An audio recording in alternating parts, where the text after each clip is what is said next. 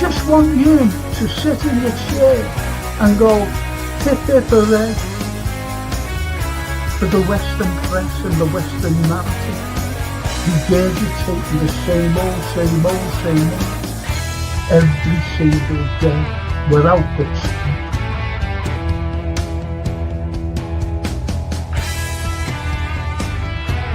Please watch the first series, the first 2 episodes, the second series. Look at that. Absolutely fascinating. And it was the first time the Beatles had really stopped being semi-professional almost.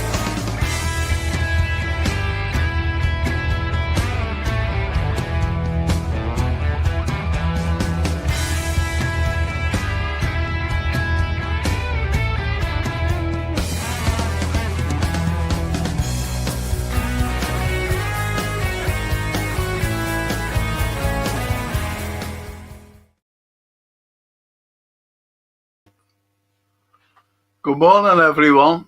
I have to apologise for last night. What happened was there's no technical problems or anything. Wasn't like that at all. Went out shopping yesterday. He's out for hours. And anyway, gets back. Francine gets back, unloads all the shopping, and made a cup of tea, coffee for her, cup of tea for me, had a sandwich. And she said, I'm off, Dad. See you. I said, okay, ta-ra, thanks. And she went. So after my sandwich, I just sat there, and I had about, what time was it? 7:05? No, it wasn't. It was 10 to 7. And then I woke up at 9:45. Conked out. I conked out. Just went to sleep. I was absolutely exhausted because I'm not used to going out, you see. And it's, I have difficulty, unfortunately. And, but I was out nevertheless, done my shopping. I was glad I was out, don't get me wrong. I was delighted. And I was just totally exhausted. Totally, just done me in. Anyway, that's it. Unfortunately, that's why I, by the time I woke up, obviously, it was too late. I couldn't do anything. I just couldn't do it. 9:45, 20 to 10.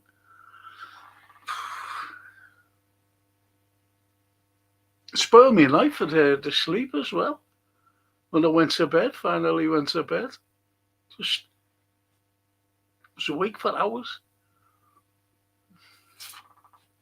Anyway, that's me.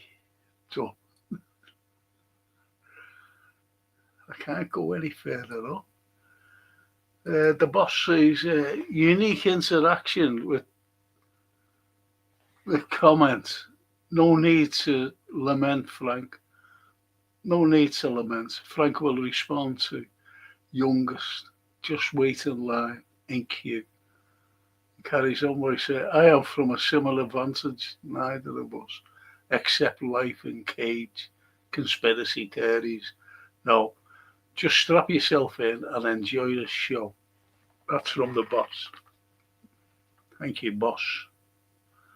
TW. Morning, Frank and chat. Morning, T. Morning. We say smash the likes and subscribe on your way in for Frank, please. Thank you. Because people don't, they don't. I don't know whether they dislike it or what. But they never hit the likes, and that's stopping the algorithm going up. But people do obviously like, but not all, unfortunately. They just forget or whatever. Or too lazy. Or they sleep, like me. And Callum says, did you know Jaffa cakes was originally from Jaffa oranges, yeah, from Israel, which sees old Jaffa in the 1800s, yeah. Yeah, I do know that.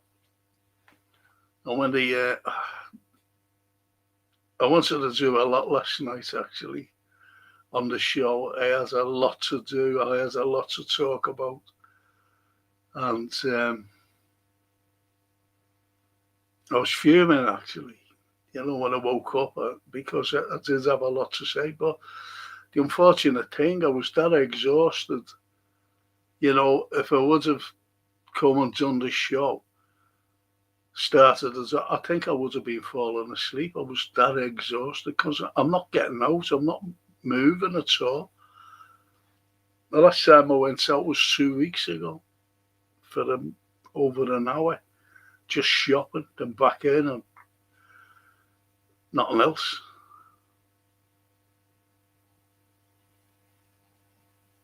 So when I went out for a few hours yesterday, just took it right out of me.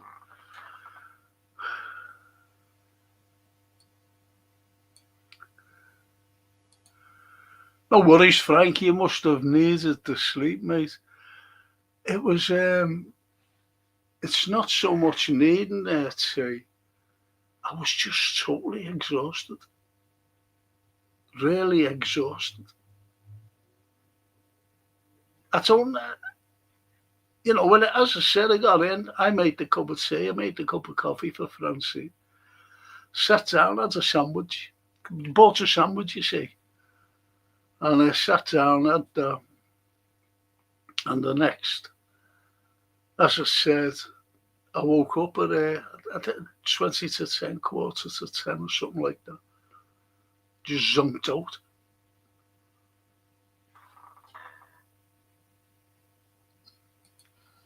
Callum, it's all right, Frank. Thank you. Thank you. So it's film, TV, and whatever else that we're going to talk about. And I suppose football will come into it as well. And whatever's going to be said, I'll talk about it. Whatever you want to talk about, I'll talk about, if you know what I mean. So I watched the film. I watched a few, and they're fucking terrible. Honest to God. You just know what's going to happen. I never watch a film where it says, you get the synopsis about it. And if it says ex-special ops or ex-Navy SEAL, this is Americans. Never watch them because you know what they're going to do and come out all right. And I just don't watch them type of films. I think that's terrible. Really awful. But that's me. I don't mind TV series, if it grabs my attention. If it grabs my attention, yes, watch it. But if it doesn't, like a film, if the film doesn't grab you within the first 10 minutes, don't watch it. Don't watch it. I don't anyway. And someone asked, what was the best Western that you'd ever seen? The West Western. And it's got to be The Wild Bunch. What a fantastic film that is. That is a fantastic film. The Wild Bunch. And what's the best Christmas film that you'd seen? And people say, when you ask people, it's strange. They say, Francine loves this thing behind me. this film, I don't know, the Grimwalds or something. They did a series of a couple of, about three or four films, whatever they did. But I don't like that Chevy Chase. I don't mind Beverly Angelo. This, where is she? This girl here, Beverly D'Angelo. Did you know she was married to Al Pacino? No, he's never been married, but she was with Al Pacino, and they had twins together.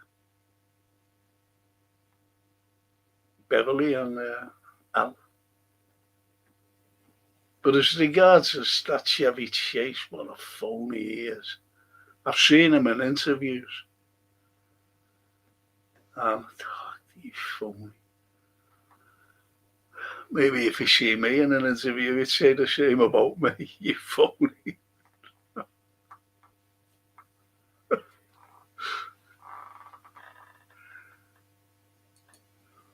And Callum says, well, the Reds are on 7:30, don't fall asleep. I'll tell you what, I'm going to have an hour or so this afternoon. I'll have to. But I'll be well and truly looking at the game today, doing the watch along. I'll be coming on. I think it's there's a 4:30 I'm coming on. But it's in the schedule anyway, so I'll be on there, pre-match, then the watch along, and then the post-match. Post-match. I don't like these R5 kickoffs, but at least, we'll be able to see it. And I'll say this now, if we don't beat Spurs, there's something drastically wrong with us. I'm expecting a win today. A win. National Lampoon's Christmas Vacation says that's it. Francine loves it. She said, haven't you watched it, Dad? Now, I don't know what's going up behind me until I turn this on, I don't know what's going on. But I'll tell you what I did watch once, a Christmas one, with another fella I don't like. No, it's that Matthew Broderick. Him and Danny DeVito. And it was about light. Was it Matthew Broderick? But anyway, they had more or less a competition about the best lights, and I thought that was fun. Ollie the Noose. Hello, Franco. Hiya, Ali. Hope you're okay. All the way over there in Romania. Is it snowing over there, by the way?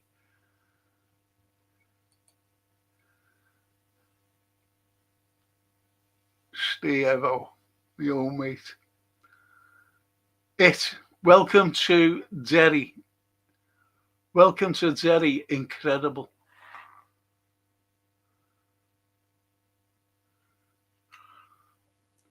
Is that the new film, what you've said? And welcome to Derry.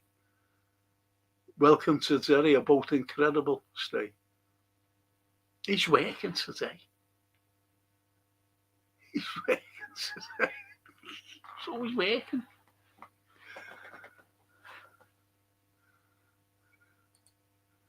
Haven't you been banned? Yes, like to be honest, I think if I would have gone on the show last night, I would have been banned because I had a lot to say about what's going on, and I think it's disgusting. I think it's disgusting by a country that bullies other countries. It's shocking. Because I was going to talk about Venezuela and what Trump said. This is what he said, verbally came out on the telly and said, it's our land. It's our oil. And that's his excuse to go and into a country, a sovereign country, because he's told a loads of lies about drugs coming from there. He wants to look at their own country first. He just wants to look at the blame other countries. He's blaming other countries for their bringing in these drugs. It's shocking. It's shocking. So we had a lot to say about it last night, but never had the chance. At my place, no, it's cold, like -10 every night, but no snow. Wow, -10. Jeez. I can right now. I can hear the rain on my window panes. So it's raining here.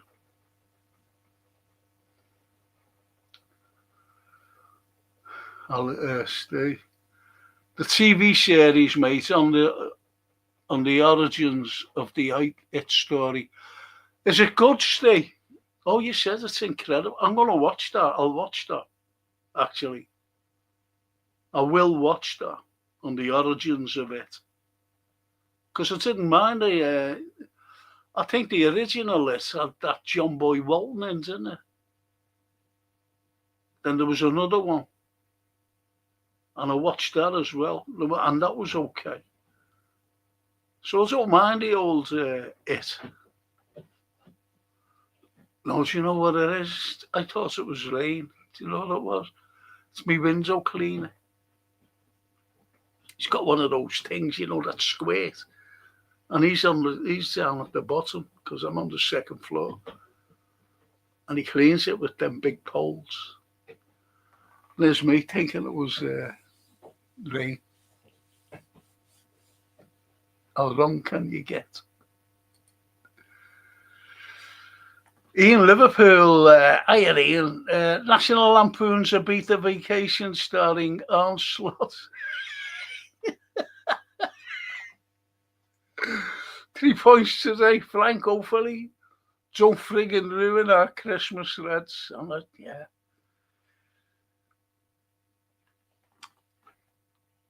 It's a crack at that. The DJ, he was DJing, wasn't he? I wonder if we fucking been there because we weren't, playing or anything this week. I bet he was over in fucking Dubai. Yeah. Ali Denous. Yes, Frank. It's not easy to speak the truth and to be loved. No. No.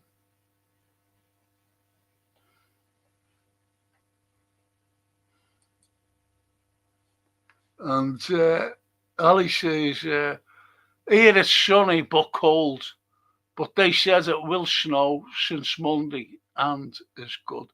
Yeah, you've only got to get the clouds over, haven't you? When the clouds, it's that cold weather. That's when it snows. And I haven't seen it yet. Mayor of Kingstown being boss as well. Then Stranger Things, Boxing Day. I'm going to watch Stranger Things as well. But I haven't been able to see Jeremy Renner's Mayor of Kingstown, the new one, yet. Because we enjoy that stay night. It's good. But I don't like, series 1, 2, 3, and 4. That's what gets me. But I like Renner. I think he's a great actor. Hi, Frank, and everyone. Like and subscribe, says Christopher. Thank you, Christopher. Thank you. Yes, so it's a big day for us today. It's going to be, as one of the lads said, don't spoil our Christmas. Don't spoil.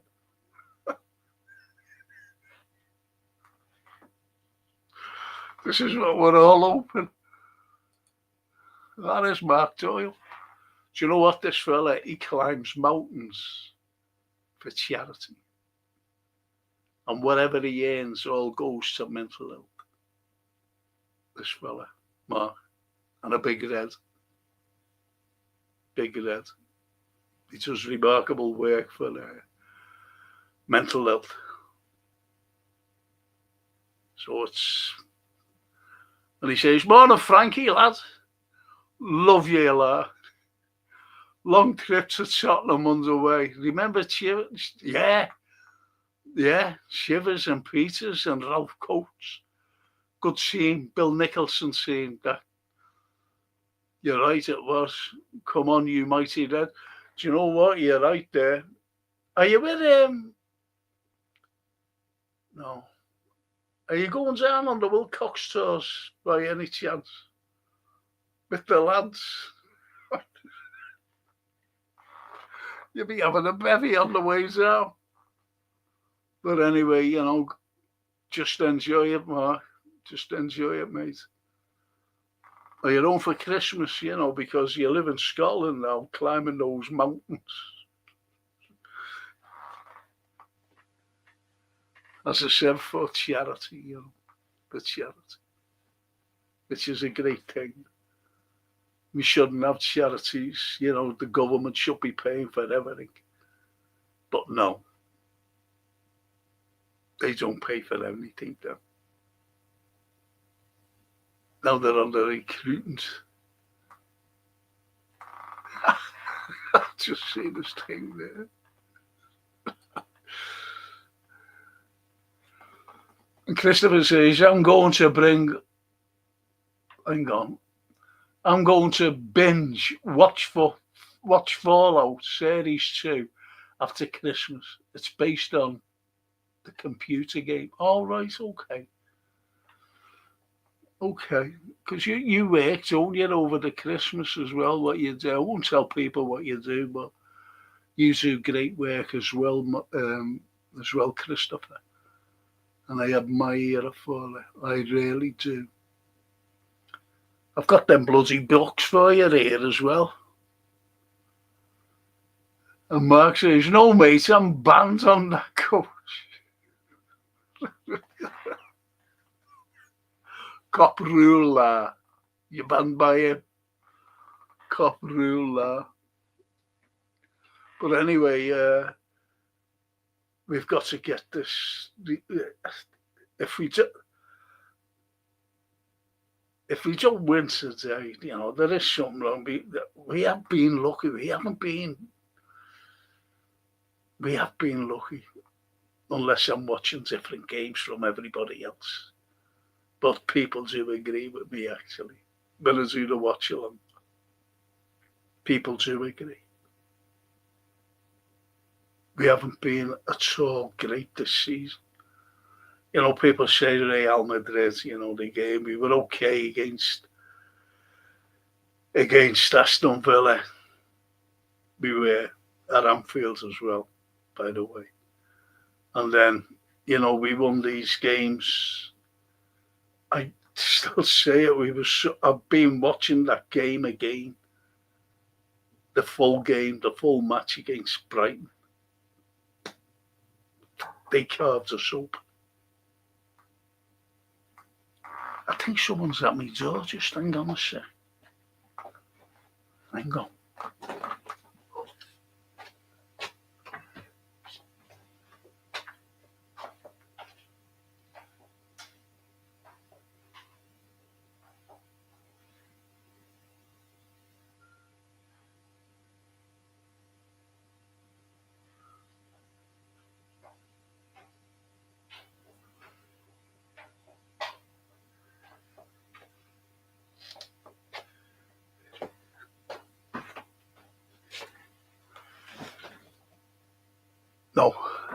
No one there. And it went out of focus as well. No one there.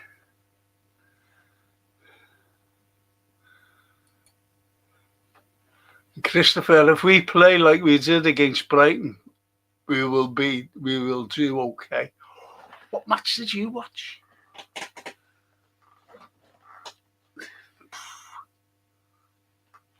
Fair enough. Fair enough. It's everyone's. I think we seem to be watching different games. I'm not saying me or you or, I'm saying there's a wide spread of fans. Say like, what kind of watching? What have you been watching? Not to me, to everybody else.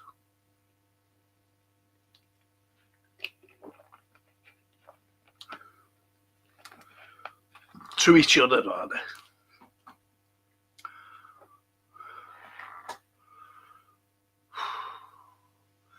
So I've been watching a few films.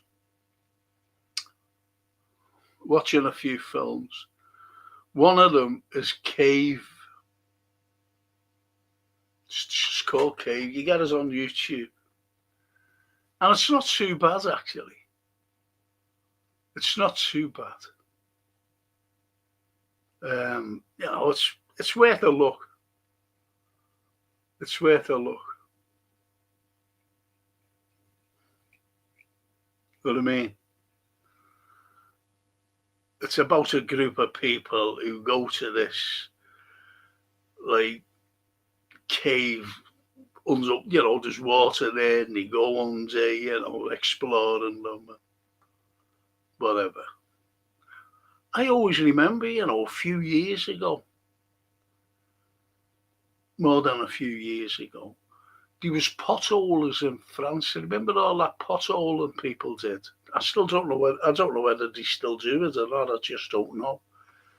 And it was shocking because a fella got stuck going through this thing, and they couldn't get him out. He was the last one, and they couldn't pull him out. And he was just stuck. And do you know what killed him? A rat. A rat. I didn't even know he went down there. And it went into his mouth. Killed him. If anyone ever remembers. And Ali says, I don't think we played very well against Brighton, to be honest. We won, but it wasn't easy, precisely. That's what I thought as well. If they had their chances, they would have put away their chances. Would have been just one of the chances. It would have been an entirely different game. And Christopher says, I went, Frank. There were some scary moments, but we were in total control. We should have had a pen as well.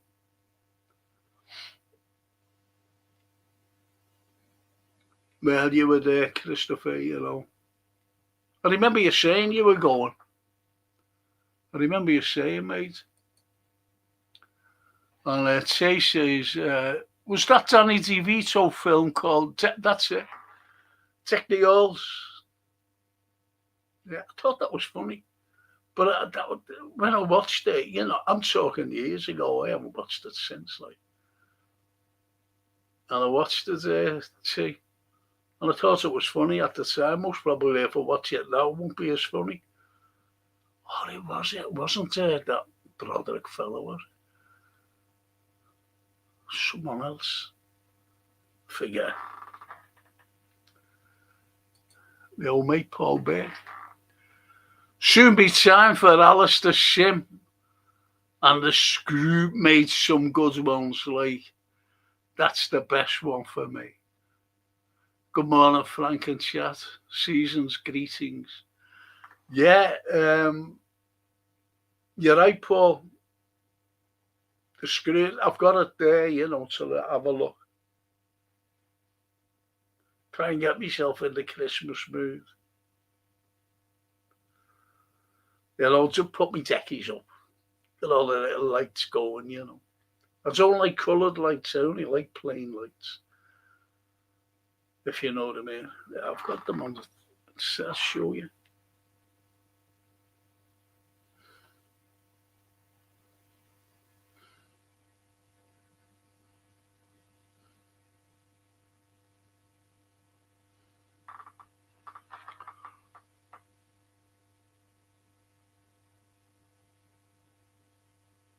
There you go. That's my little place with my little lights. This Christmas tree. Father Christmas. See the Father Christmas there standing up? Yeah, I'll show you them. It's a cracking little Father Christmas, you know. Oh. He's tall, you know. It's a tall Father Christmas.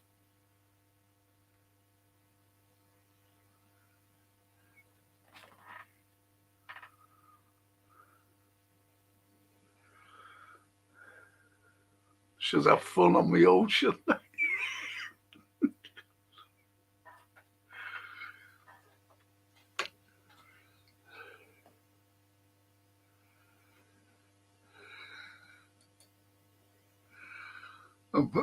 Paul says, "Hope the lights shine on us later at Spurs."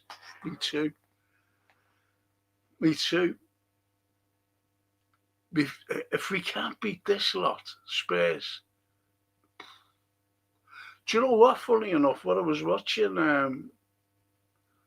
I've been awake since early, and what I was watching, I watched the old, the 2019 Champions League game, the final, and Spurs were not a bad side. Pochettino has a very good side, and look the way they've gone.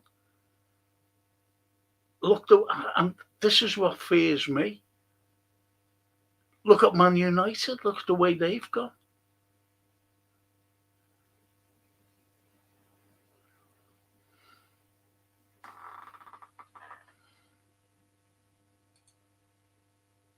Lovely that, Frank. Oh, thank you, T.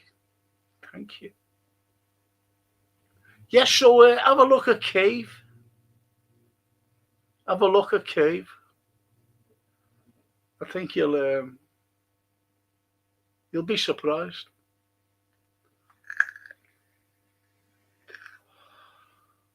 And have a look at another film.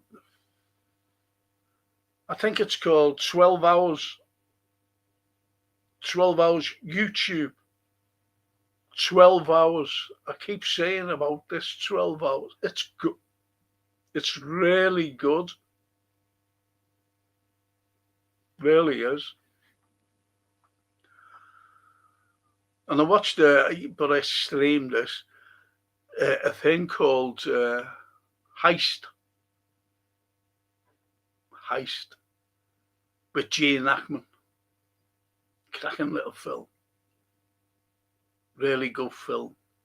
Heist. And Sam Rockwell.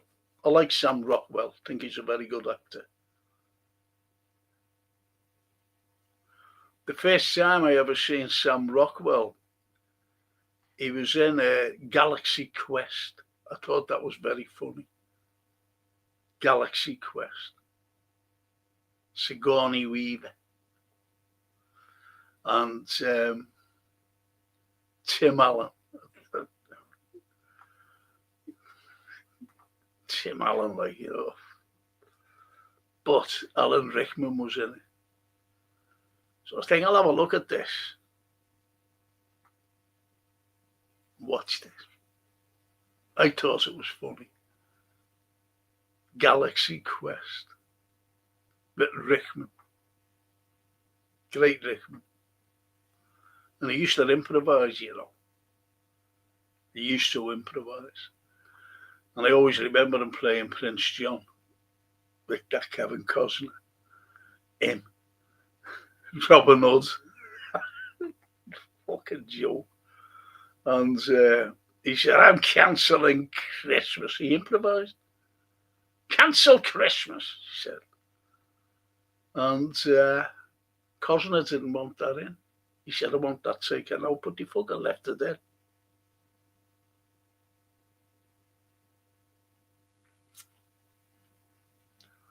So, you know, you've got that sort of rivalry.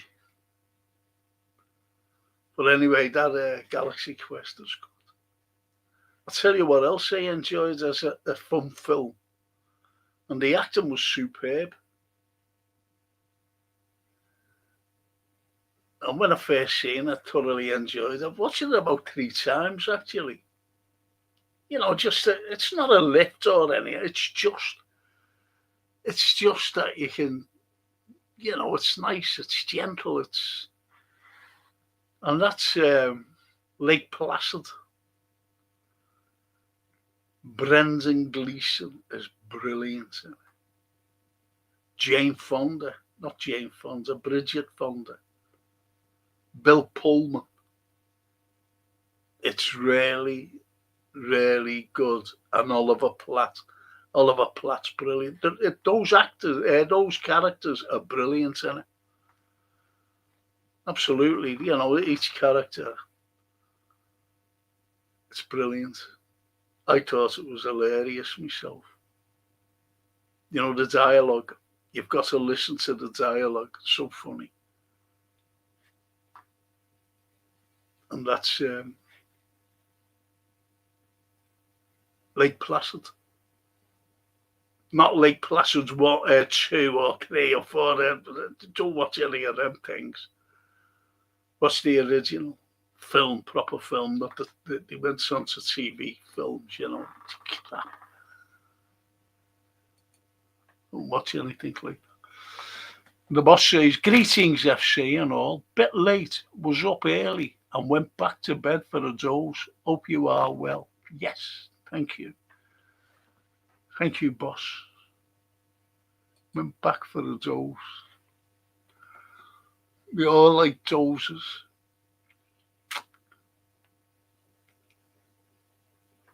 And here it says, have you seen that 127 Hours, Frank?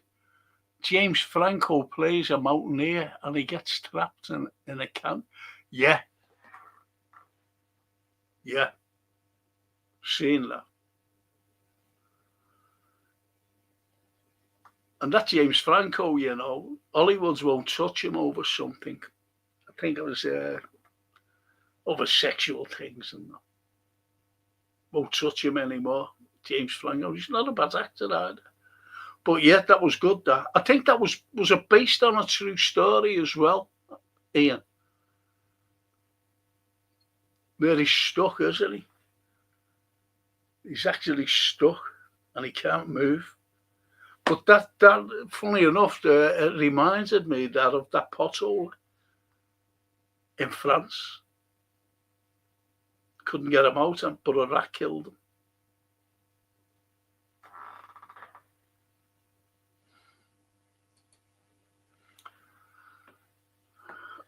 The boss says, have you seen that film, Bang Bang, the Bang Bang Bang Club? The title doesn't give you a clue. It's about apartheid, South Africa. 4 freelance journalists covering the troubles back in the day. No, I haven't seen it. I wonder if they'll make a film about what's happening the West Bank and Gaza as well. Don't think so, do you? Well, the West won't.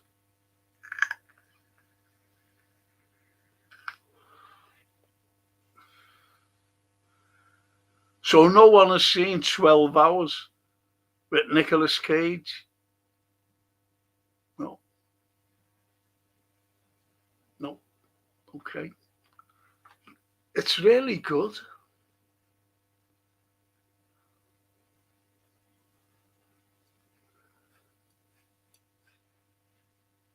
It's really good.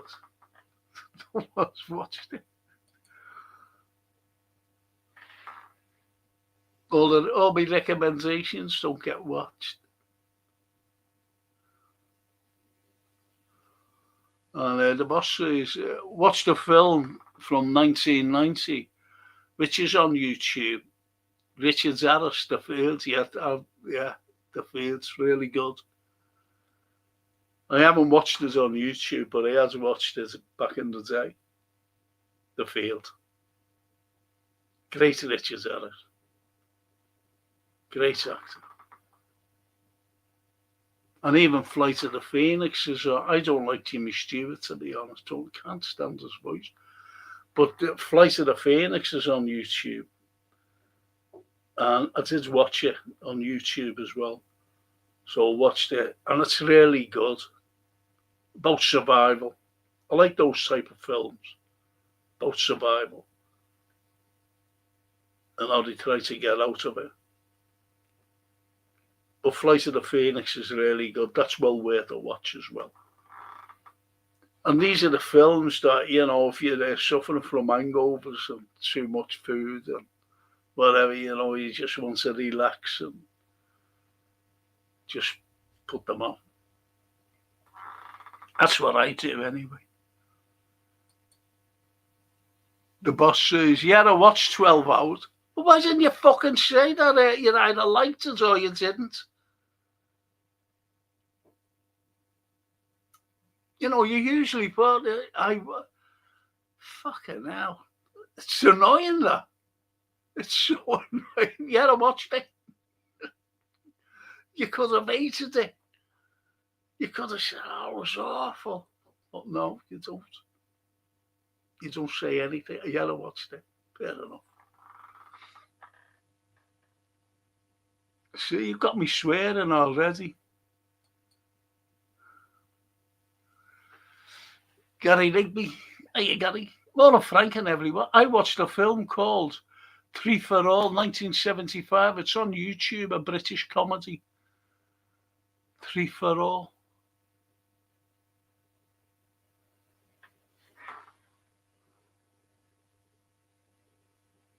I'll tell you what I watched.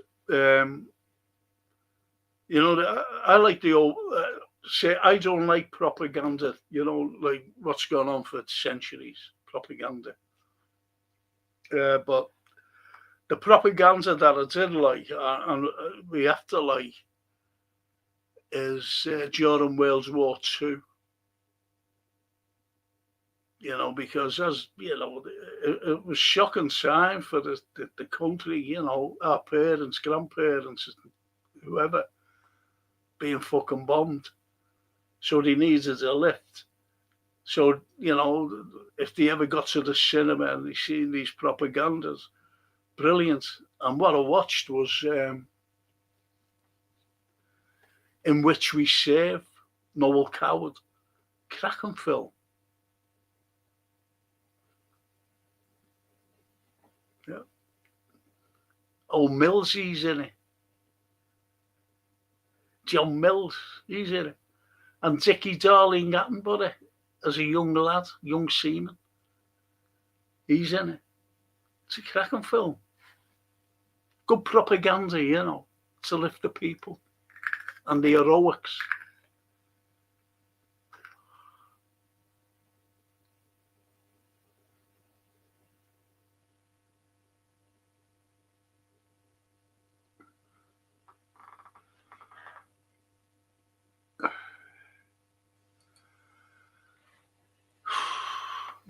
I'm a bit late today. Got up late. Yeah, see, everyone's sleeping. Even the boss says I'm going now. I'm going for a kip. And got up to have a go at me. Don't have a go at me, lads. I posted that thing for you this morning. I'm still asleep. Just wanted you to know I watched it. 12 hours.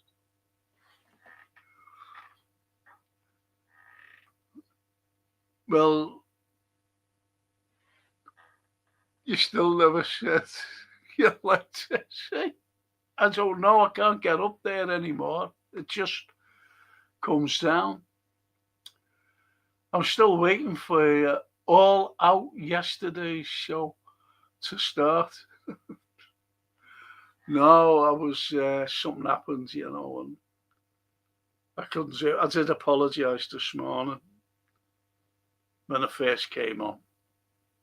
I apologise for not being there because there was lots of things I wanted to say, And I didn't have the chance to because Frank was zonked out. Zonked, gone. I was in the lands of oblivion, as they say. I lose track of the days at this time. So do I. That's strange. Do you know what? That's a cracking comment, and I'll tell you for why. It's all what's going on.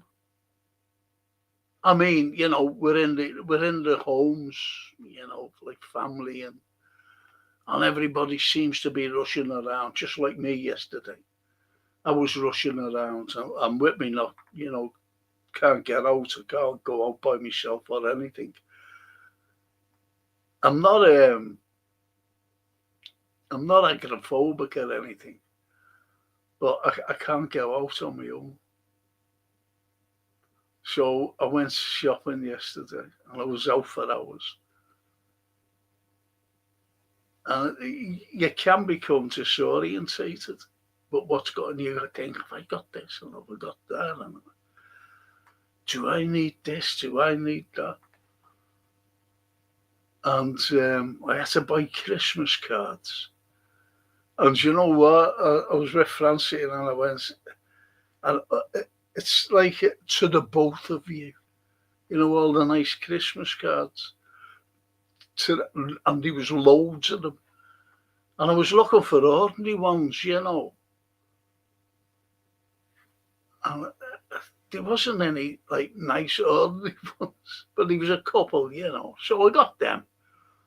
And I said to Francine, I said, you know what? I said, do you know why there's loads of them for the both of you? And there's hardly any for, which are nice ones for your neighbours. And she said, no, why? I said, because they've all divorced. They're all separated. That's why there's loads there, And you're getting the likes of me looking for ordinary ones and not the both of you. I got one for the both of you. That's all I got. So you're right there, Gary. We do lose track. It's shocking. I'm not going to tell you now. You threw me under the bus.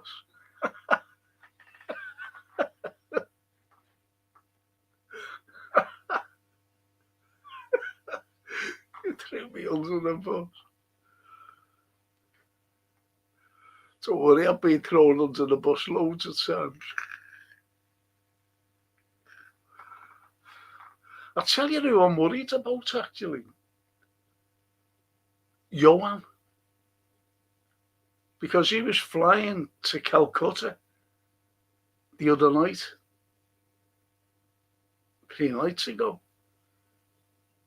And he was waiting in the airport and he said, I just come on to tell you, I'm on my way to see you tomorrow. And he never did. So I hope everything's all right. The lovely Amby, little Ellen. Hi, Ellen. Good morning, Frank and chatters. I've just watched the video, The Mole of Edge Hill. It's about Joseph Williamson, who built houses and dug tunnels.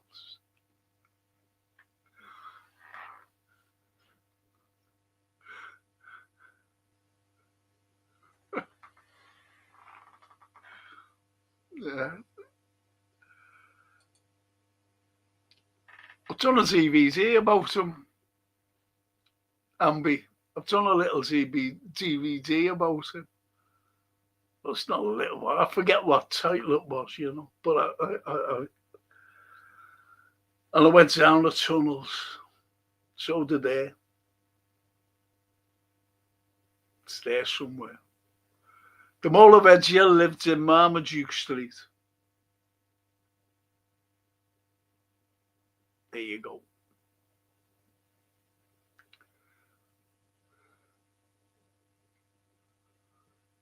I've been to his house, by the way. Well, it's not a house, it's just a facade. Went down the tunnels. I went with our kid, our Jared. And our kids was made up. But we went in parts that people don't get into, and they're huge. And I'm talking huge. We went into the dining room, when he has a dining room. Fuck. And you know what? Like, what got me was you're in this like big dark place, and you just walk, and the vaulted ceilings are fantastic. The brickwork is incredible.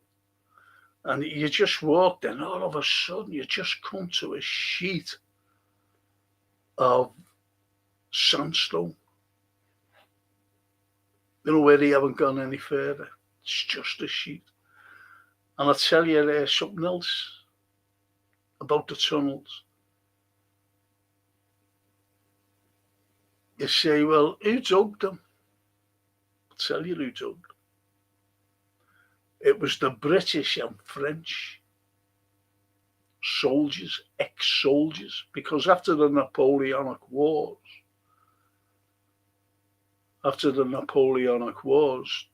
soldiers were dispersed, they were sacked. No, that was it.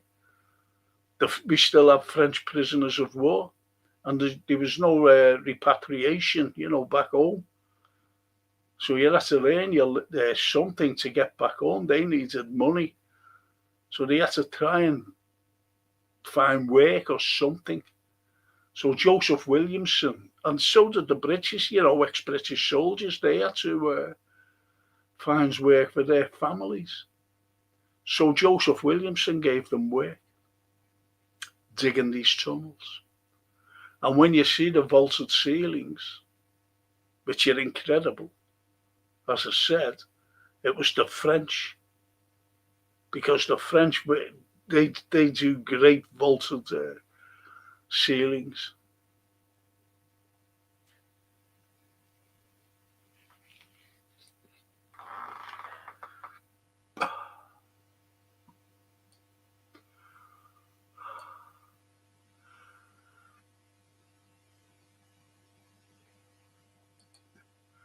The boss, as I mentioned, Johan, in my verse earlier, seems a decent lad for a mine.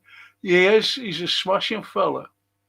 And he's gone over to India to teach, but he's teaching voluntary. I think that's great. He's teaching voluntary.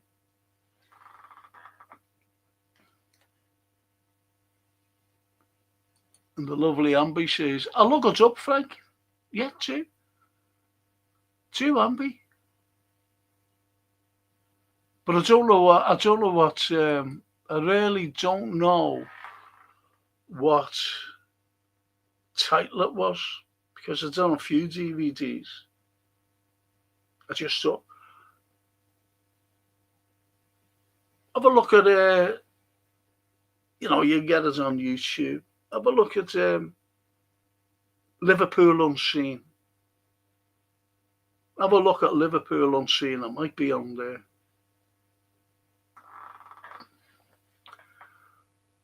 The Little Bent's pub, says Gary, on Wavertree Road became the Mole of Edge Hill just before it closed down, then sadly got knocked down. Yeah. Yeah. Did you know that the actual tunnels set the standard for railway tunnels? Because, when the railway first came about, you're talking from the trials of 1830, the Liverpool, and it was Liverpool who started it, our wonderful fellow named William Uskerson. He was a big investor in the trains when we started to make them. Great piece of engineering.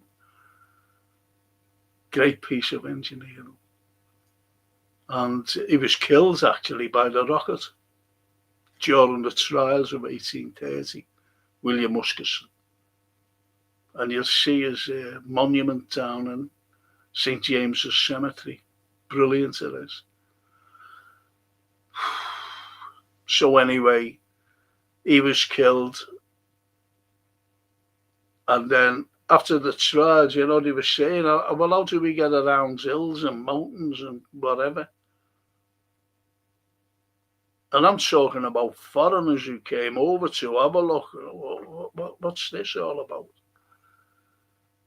And they had mountainous regions. So, well, they show you something. And they showed the tunnels, Williamson's tunnels. And they went, oh, it's a good idea. So they built tunnels.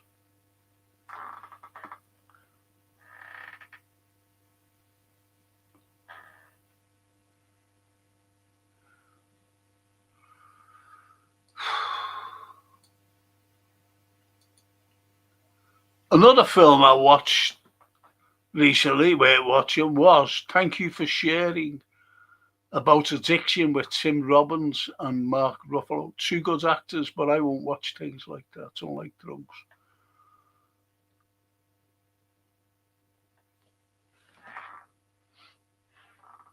Don't like drugs. Had enough of these drug abusers over the years. And they blame, and everyone's supposed. I remember teaching when I was, before I retired, obviously. And there was a fella, and anyway, I was asked if this person could go in. And he would talk about drugs,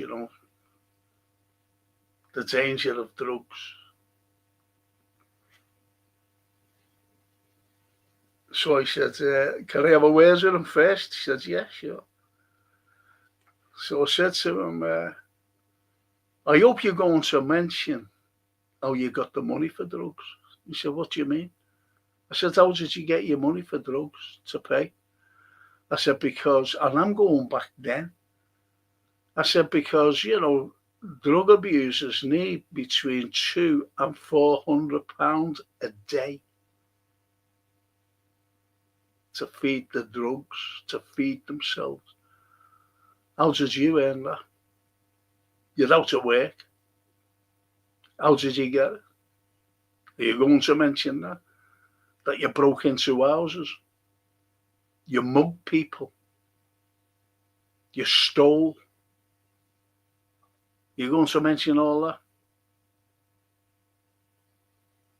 I said, well, no, it's just, I said, no, fuck off. You're not coming into my fucking place. I can tell them about the dangers and the repercussions and leaving people in devastated after you bagel them or fucking mug them. I said, I can tell them all that. Don't need you. You fucking didn't like me. And he said to, like the person, wasn't the principal, he was a head teacher or whatever, fucking head lecturer. And he said, I don't like him. And he came and see me later on, not the fucking drug abuser, ex-drug abuser, who'd be fucking on it again, you know what I mean? And he said, you shouldn't have said that. I said, why? Fucking why? He's fucking robbed people, him. I said, I've got no fucking time for people like that. I said, okay, you've got your coat hanging up. Because where is he? You're not wearing a diet. He said, no. I said, what if he fucking goes in and steals your wallet or something, whatever? Would you be saying, oh, you shouldn't have said that? Because that's what they fucking do. Give them an opportunity to steal from you or anybody else.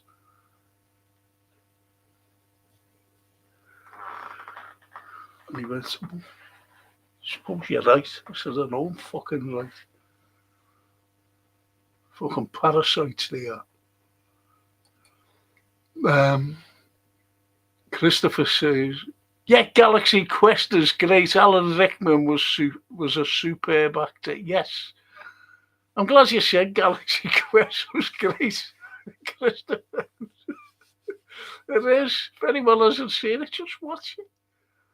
It's not that funny. It really is funny. And the boss said, I won't watch your horror film recommendations, Frank. It's bad enough suffering the double Dutch Muppet coach. No, like the Cave's not really, not another one. Not really.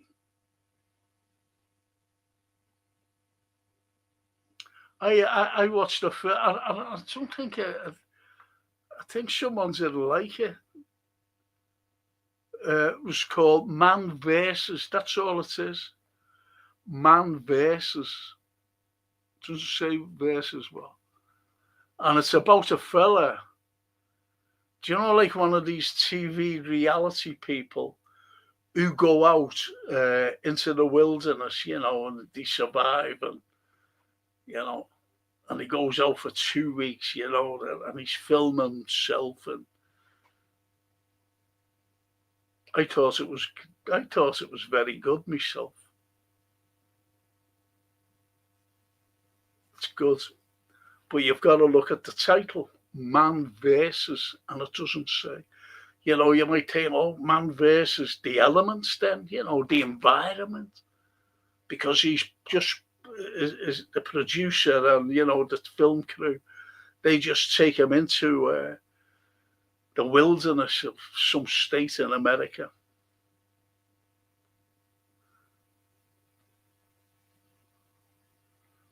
Know what I mean? Man versus. So if you get a chance, just watch it.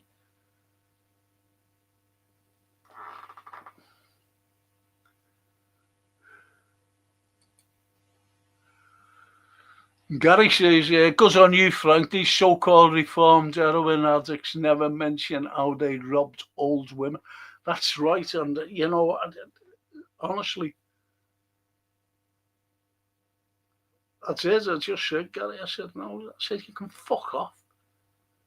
And he looked at me, like that. Because I swore. Just think you're fucking an arsehole or something. Don't like it. I've had experience myself of it.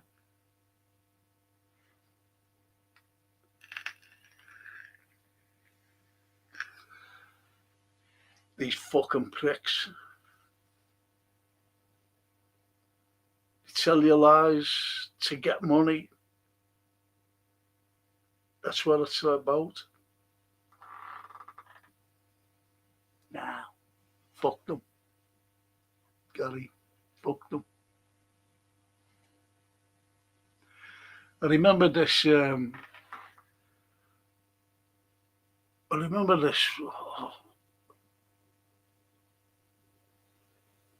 I'm trying to think.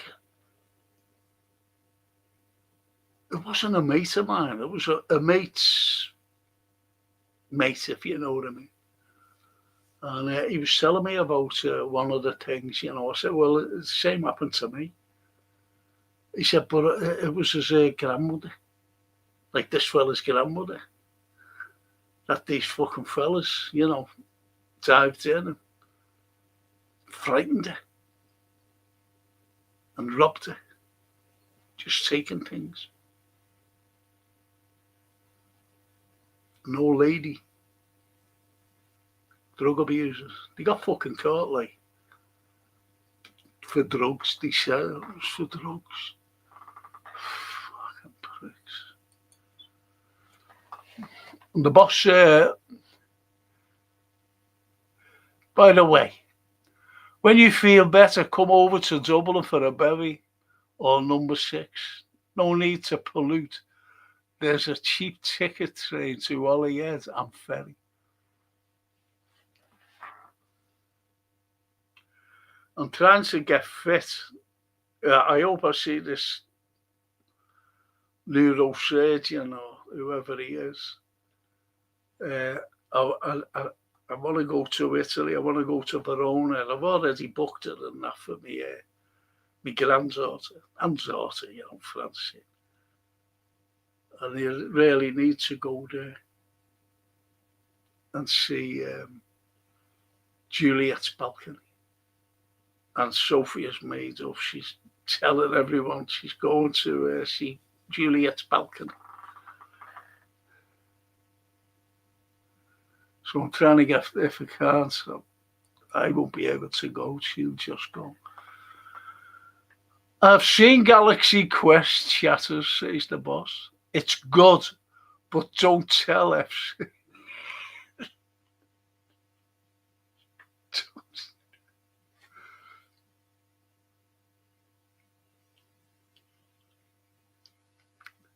Don't tell FC.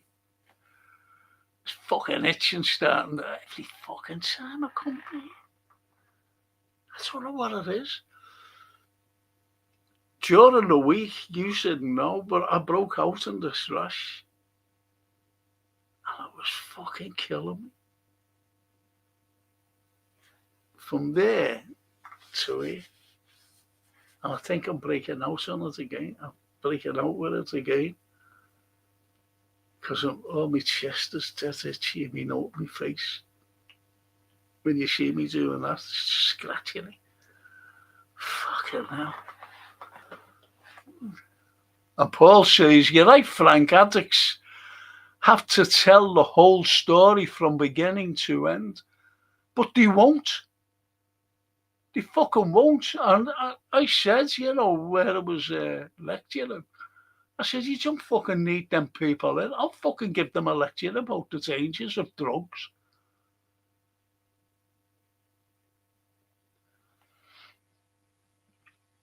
And what it means. And how do you get your and where the money comes from. That's what I said. I think they told me to fuck off.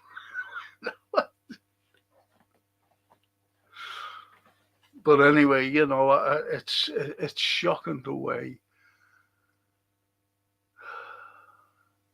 It's like fucking Trump.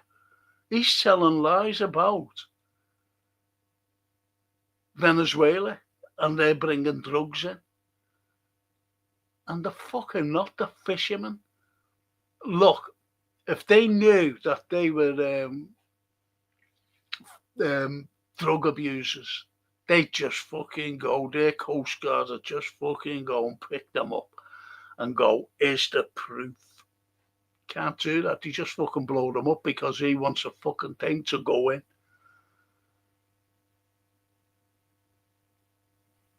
To go into Venezuela. Remember what he said? It's our land. He's talking about a sovereign country. It's our land. It's our oil. This is what America's has turned into. It's turned into a rogue state. A fucking rogue state it's turned into. And they're just not making excuses. They're telling lies. It's all propaganda about it. And I was going to talk about that Mikado, the poet laureate, Nobel laureate, the Peace Prize, which is a load of bollocks. It's shocking. Bloody shocking. You've got to look at the how can I say this? You've got to look at She wanted America to go and bomb, and I mean bomb Venezuela, her country. So if you bomb a place, what's the consequences of that?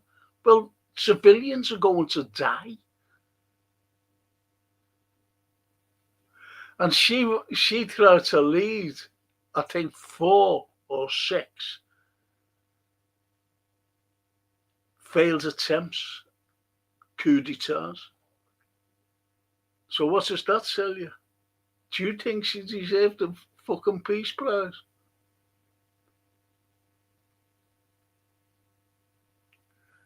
And Hamas has got something to, not Hamas, I keep fucking saying that. Mossad has got something to do with it as well. Besides the CIA and MI6. That's why they wanted it. You've got to look at a little country, a tiny country in the Middle East, who wants to control South America, Latin America. It's fucking shocking what's going on in the world. Well, that's what I wanted to talk about last night, but unfortunately, Frank fell asleep.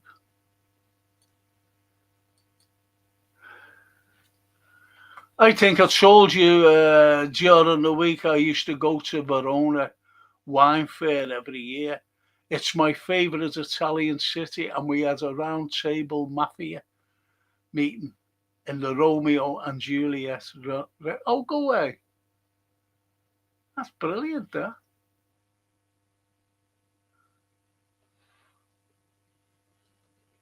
With the balcony, it's still, I think it's still, of course it's there, but the balcony isn't all it seems. It's not the real balcony. Nope, not the real balcony. Because Il Duce, you know what a Juliet balcony is? You know, when they say, "Oh, I've got a Juliet balcony," you know what a Juliet balcony is. It doesn't go out, but it's just there nevertheless. And you have double doors, so there's your Juliet balcony, but you can't step out because it's flat. It's not a proper balcony. It's a Juliet balcony. Anyway, that's what it was like. A flat. And Il Duce Mussolini, he said, listen, I want you to build out a balcony so that people can stand on it.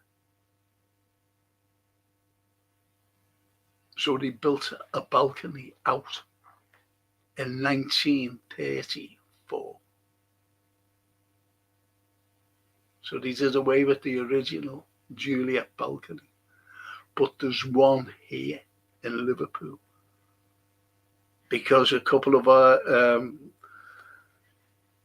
brothers who were great architects done some great work in Liverpool.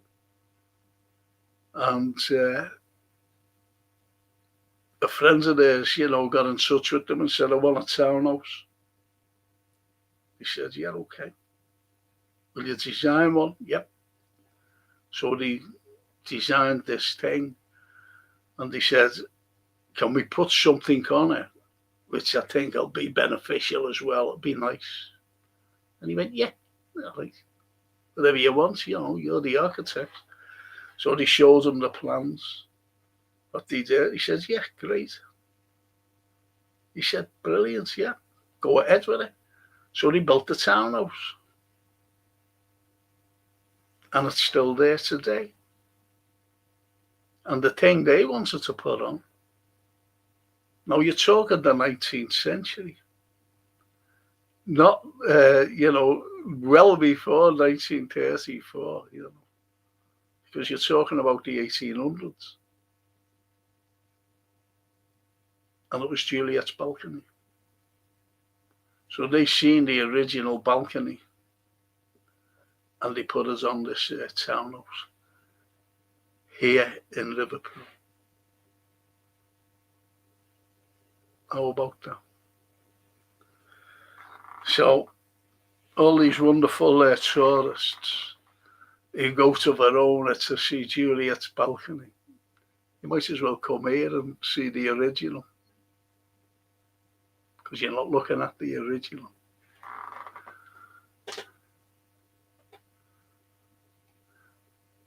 Like that, boss? Juliet's balcony. You're right about Gaza. And if the Yankees make a film about it, they will probably show the IDF monsters as war heroes. Yes. The world is sick, and most people are to blame for allowing it. And I also recommend a family wine company in the area, a bit north from Verona, that I used to know back 40 years ago. If you have a free day whilst in Verona, I'll send you the contact if you want. Yeah, that would be great.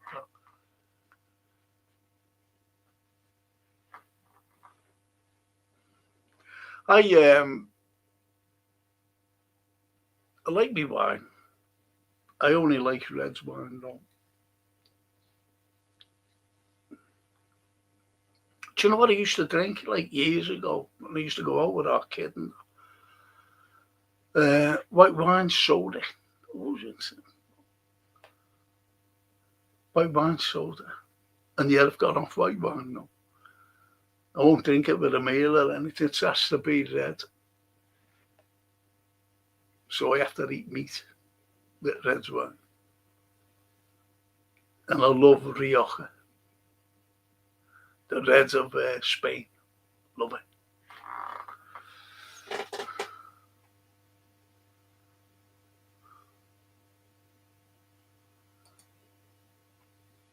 Domenica and Enrica Pedrini of Pravas of Lacino Vineyards, just above Lago de Garda.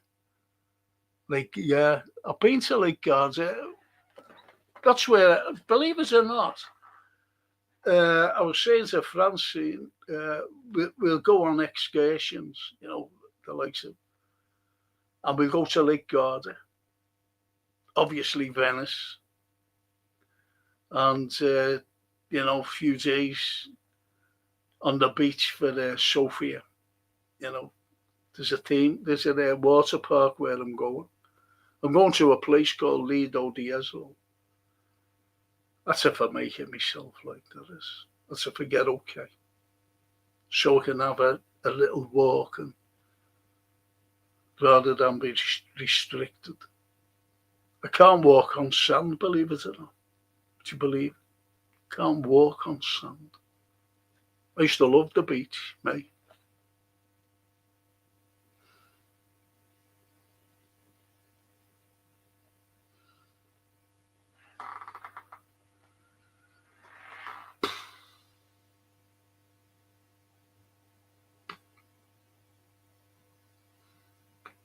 So I've been to Lake Garda, only on an excursion, by the way.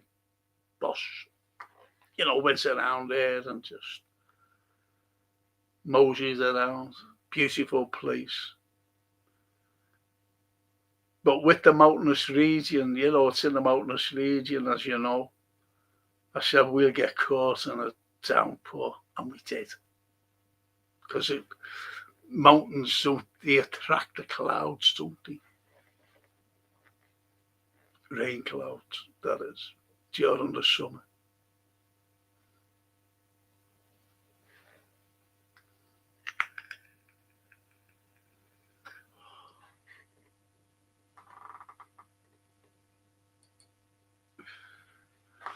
The boss, we had a Rioja Wine Festival in Dublin as a genuine holiday.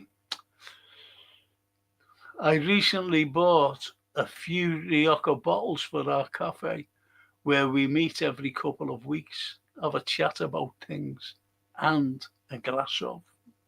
Brilliant.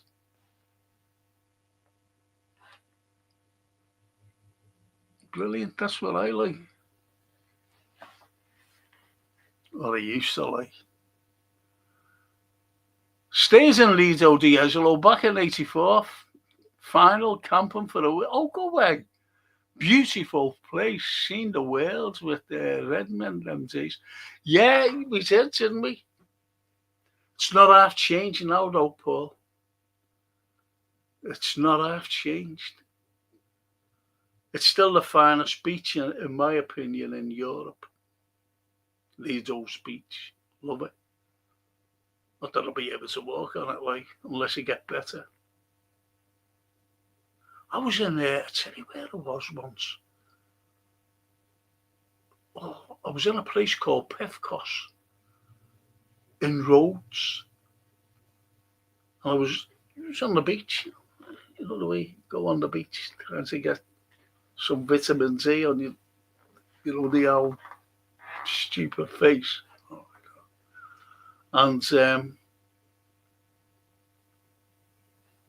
there were fucking scorpions.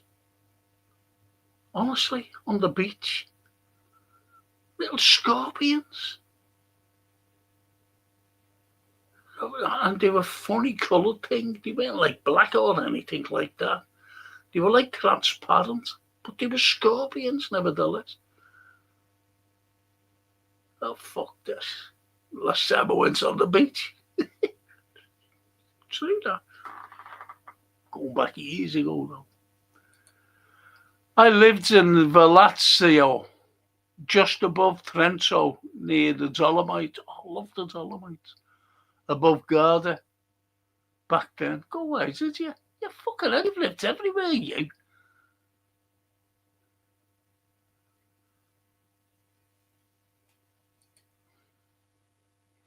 They also make a white version of the Yoraka, but I also prefer the reds.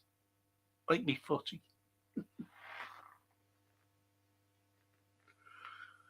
Yeah, I only drink red. I always remember that. Funny enough, I was in Sorrento because I only go to Italy.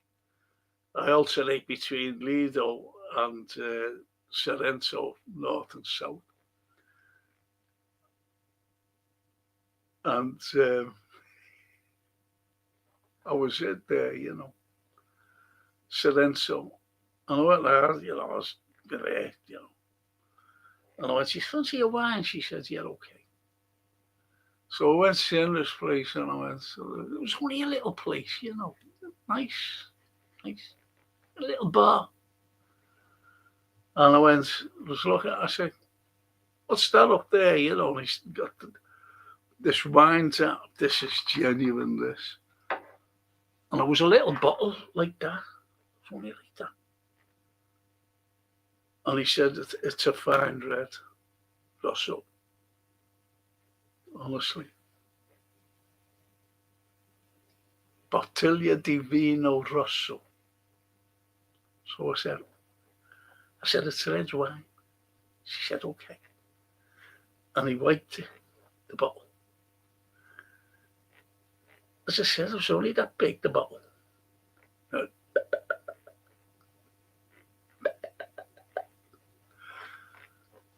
And we drank it, you know, then there was a little drop out. It was lovely.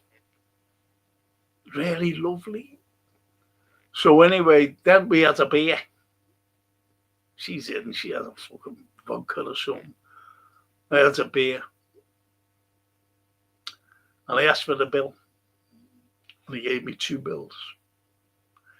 One for the beer and the whatever she fucking drank, vodka or something. And the other one was for the wine.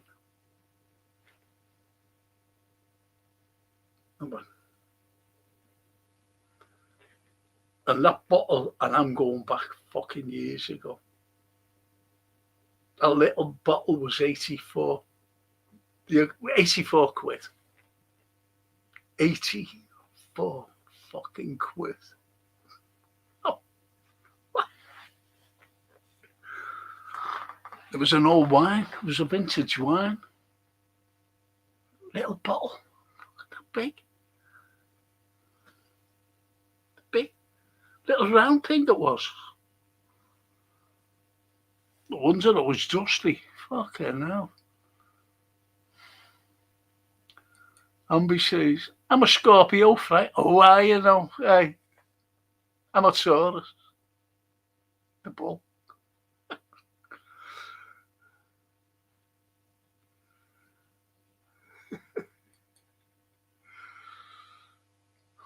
Don't ever ask an Evertonian, would you like a wine? I like that. That's clever. Because these do nothing but wine. They're all right, certainly now, like this season.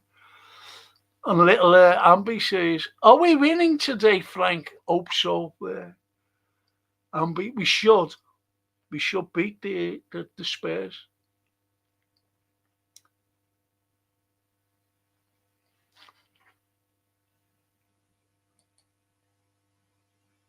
You're right, Dorothy. But, you know, yeah, I think I'll, what's that up there? You know, wiped it. 84 quid. And I'm going back a long time ago, you know. Let's see. It must be over 30 years ago. How much is 84 quid today? If in the money, that's what it cost me. You know, like with today's price. And that's why he gave me 2 bills. You know, obviously, you know, to say, listen, this is how much that cost. And this is what, you know, your beer costs. And no wonder I'm on my own.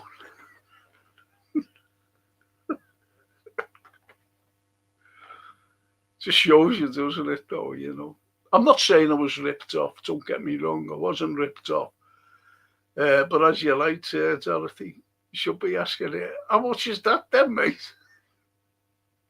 Quanto costa? Per favore, quanto costa? I should have said. But I don't say these things. It's just mad, isn't it, you know?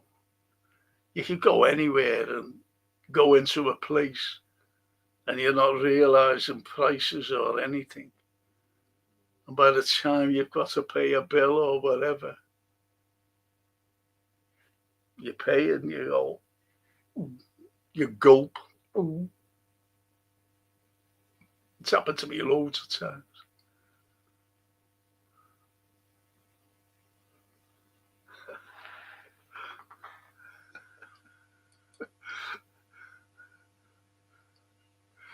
Does you have another drink, beef chicken? Do you know what, though? You know, like, even she said to me, she said,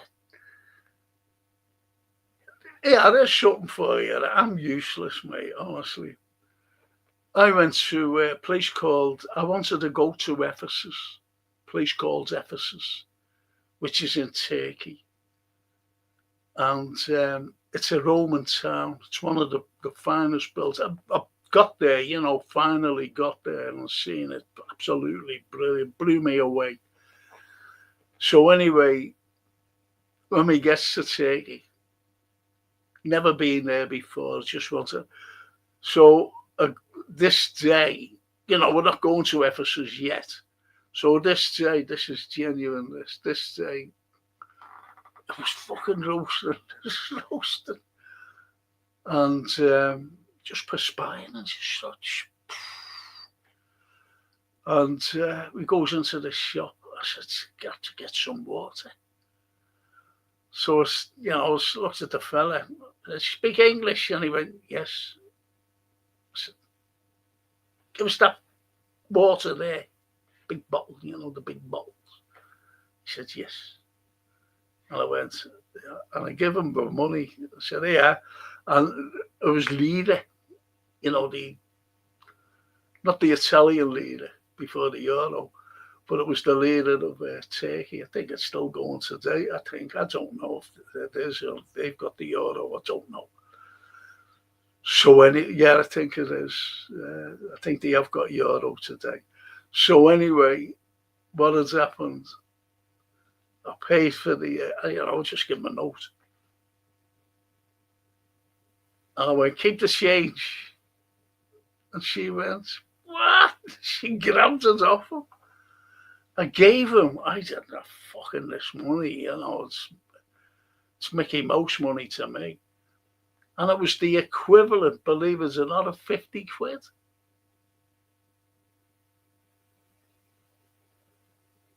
50 quid. She said, you right. She had the money after that. Always had the money after that. You can have holidays, can't you? And I always remember sitting on a beach in Lido di Isla. And he was this fella, posh fella, on his own. And we just started chatting, He said, where do you come from? And I said, Liverpool.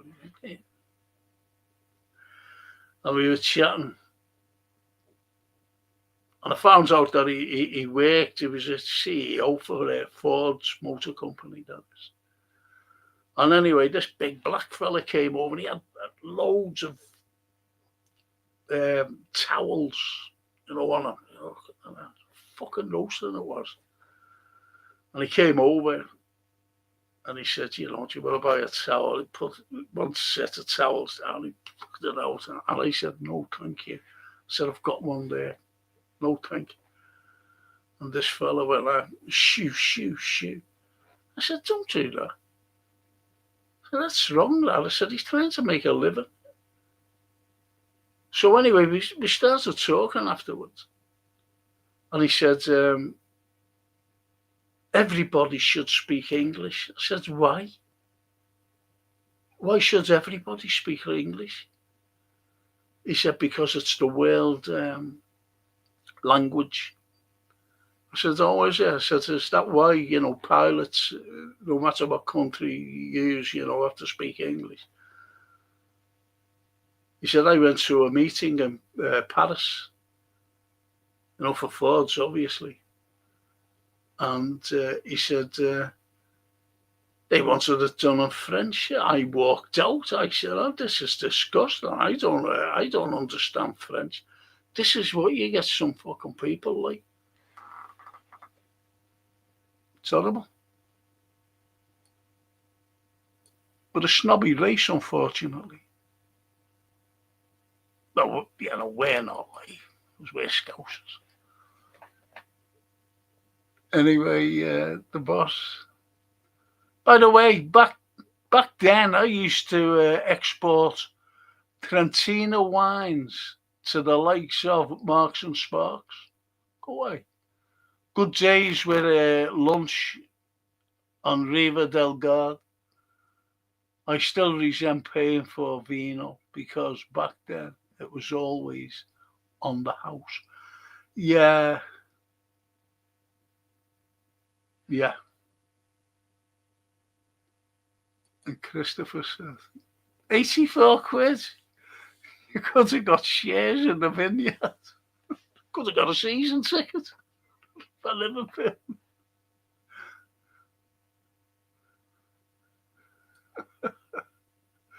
Oh, lovely. I'm trying to think of a bloody film I want you to watch. A nice, gentle Christmas film. Besides Scrooge, Alice's and I don't, that Jimmy Stewart one, It's a Wonderful Life. Good storyline, but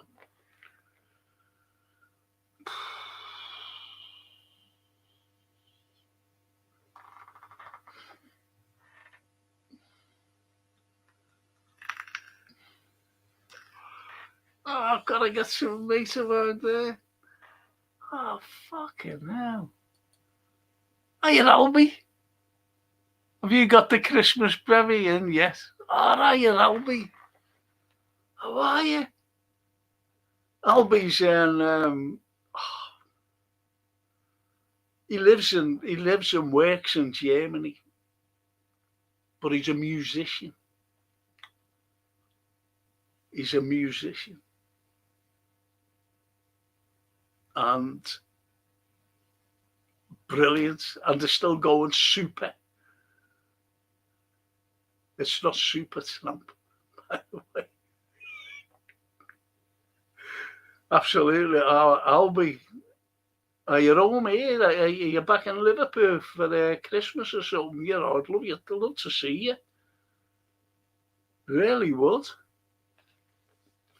Really would if you're home. You know where I live.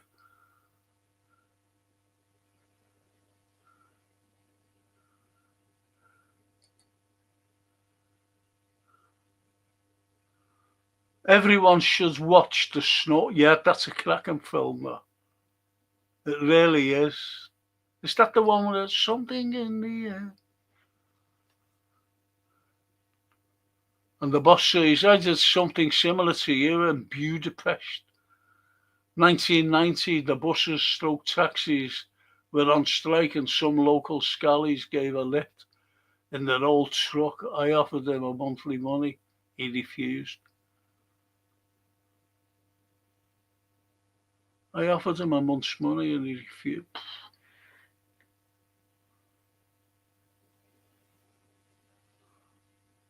I don't.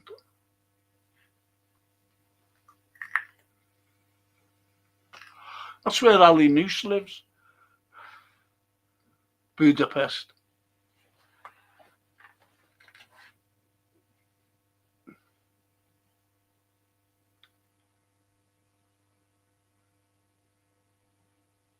The Anfield. All right, Frankie, lad. And Frankie's Christmas puddings and chat. Are we doing a watch along? Yeah, today. Coming on about 4:30, I think. Gonna do a pre-match, then a watch along, then a post-match.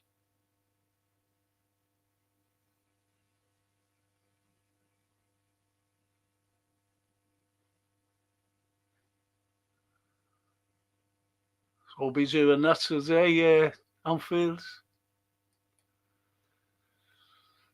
The Family Stone, Claire Danes, is an easy film, an easy Christmas film to watch. Okay.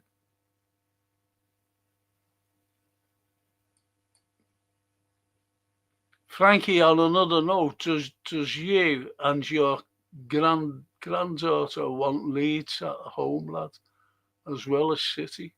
Yeah, yeah. That'd be great, that, mate. Could meet up with that Fernie, because I think he's coming over, you know, the Leeds United supporter who comes on now and again. Nice fella. That'd be fantastic, that.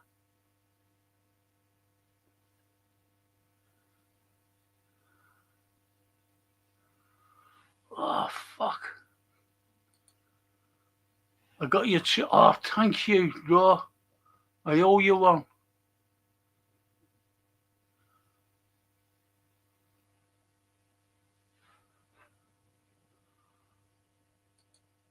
You can go for the Leeds for sure. Me and me dad are away, lad. Thank you. I owe you one. You'll have to get me address. Going out on Christmas Eve, you know, Raw. Meeting, I'll tell you where we'll be, but it's the afternoon. It'll be about 2:00, 3:00. I'll make sure by Monday. And I don't know whether to meet in I don't know whether there is 2 pubs I want to meet in, but it might be chocker. So I might just go over to the loft, you know, from Rigby's there.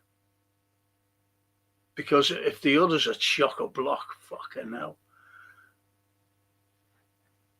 You know, the likes of Ye Hole in the Wall, or the Saddle or Rigby's. It depends.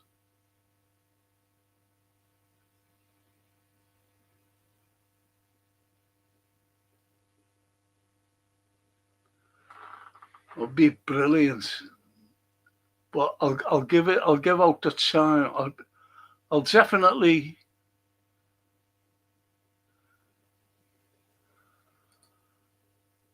I'll pop over to see it. To see it arranged. Oh, that's great, that. I really appreciate it, honest to God. You don't realise. Lovely, that. Even the tea says, nice one, Ro.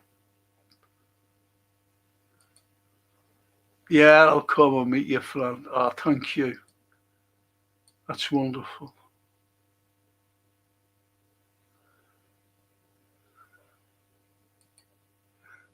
Just giving out these peppies, isn't he?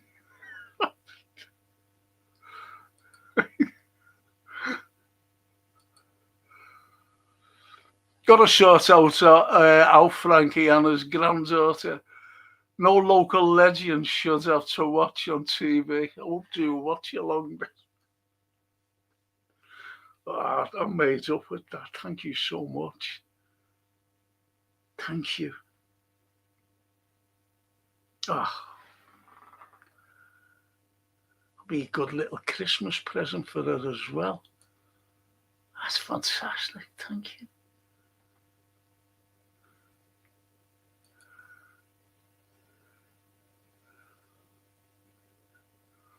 And the boss says to the emperor, how's the bring Darwin back petition going?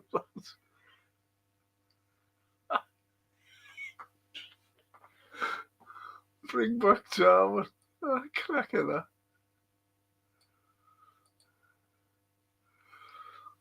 Not well. I think we are stuck with Ishak. Fantastic.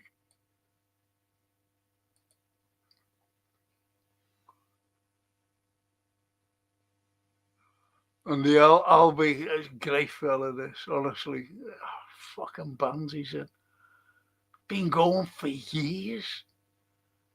I only came back to Liverpool. I only come back to Liverpool at Christmas to see all the happy, smiling EFC faces and to hear their merry LFC Yuletide jokes.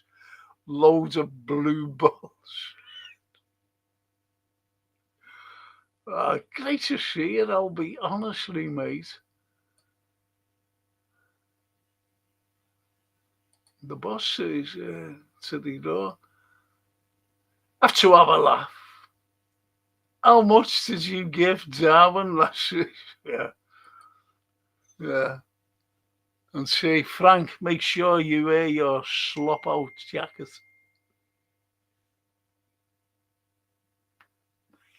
Slop out jacket.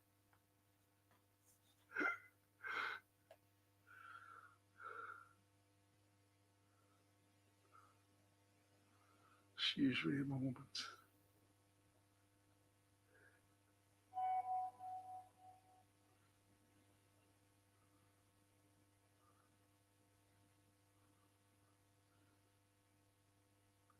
What the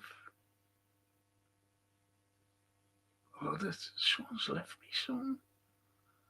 I don't know why I thought so.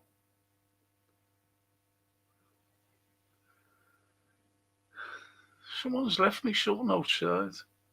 Get it in a moment, no one will see. Oh, message.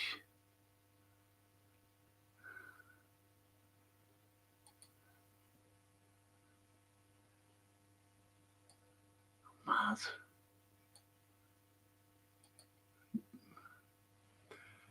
The umpire says, I know I have ruined watch along, Frankie, but let's be honest, a ticket to the match or yes. They're all scallies, aren't we? I always remember someone, no, I'm not going to say it. Went down, It was in the Midlands, and we were crossing a bridge, a little over a stream, and we were all walking down. I'm going back to when I was, late teens, 19, 18, 19. And I with all the lads, and there was all the lads over on the other side.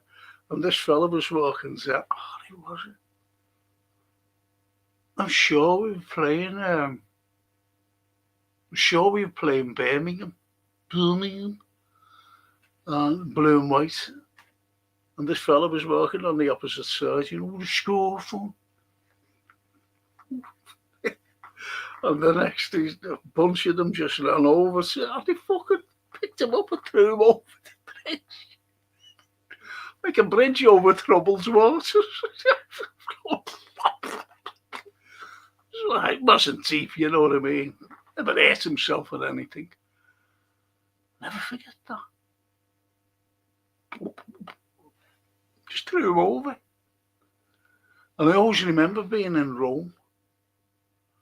And I don't know what one it was.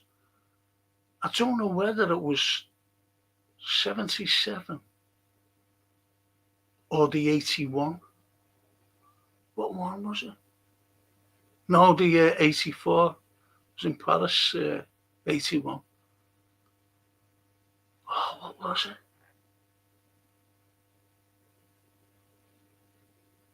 No, it must have been 84. Must have been. And there was, all down with the Trevi phone and taking photos. People, we never had cameras then. There was no such thing as them phones, you know what I mean?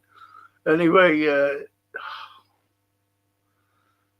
there was a Japanese couple, right? And they were getting a photograph taken. And then they gave the camera to the woman, the lady. And the fella who was taking the photograph, he was on the photograph with the fella who, well, if you know what I mean, must have been the woman's husband. And they would say, another group.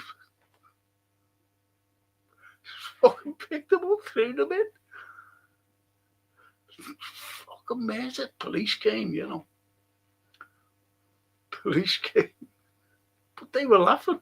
The Japanese were in the water. Some fucking strange sights I see.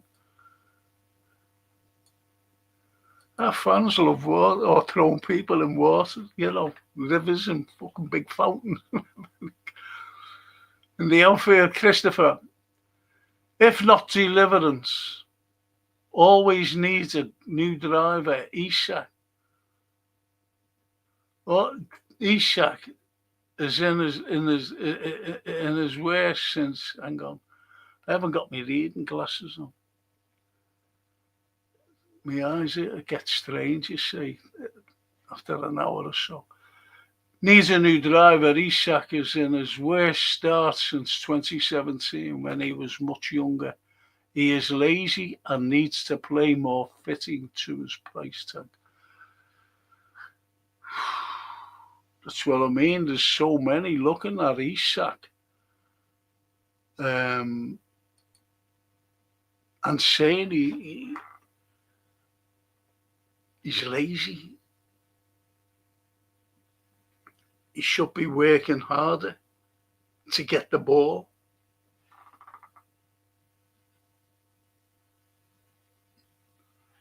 And the boss says to the door, have a words with the TV boys when you are at Anfield next game. Replace Carrot with FC so we can get to all the games that Carrot wasted us. Yeah. I don't know, about Carragher. I just don't know about him. And what he was saying about Mo and that. Strange, isn't it? The Anfield boss after throwing Mo under the bus. Carrolad should be quiet instead of constantly throwing out sound bites against our club. All the things he accuses Mo of on the Neville teeth. Thing is, I think he's forgotten that Mo won us the league. He won us single-handedly. I've always said it. But his records, assists, and his goals and boots single-handedly won us the league.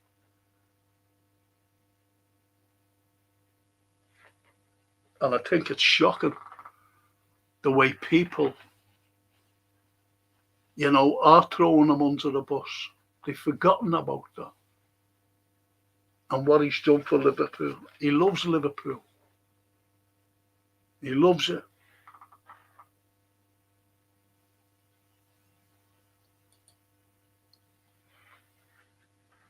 The boss to Christopher needs a manager, not a coach, who hasn't got the best out of our lads.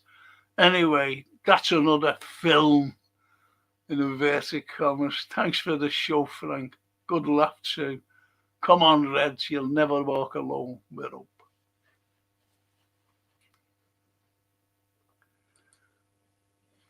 And Christopher to the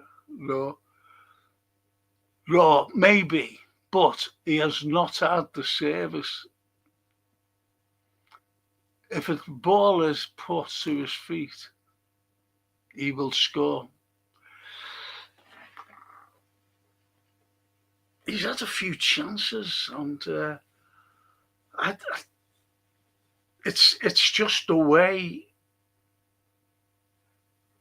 I want every Liverpool player to do well. I really do, because I'm not that type of fella who just looks and. But as the Raw said, it's the price tag.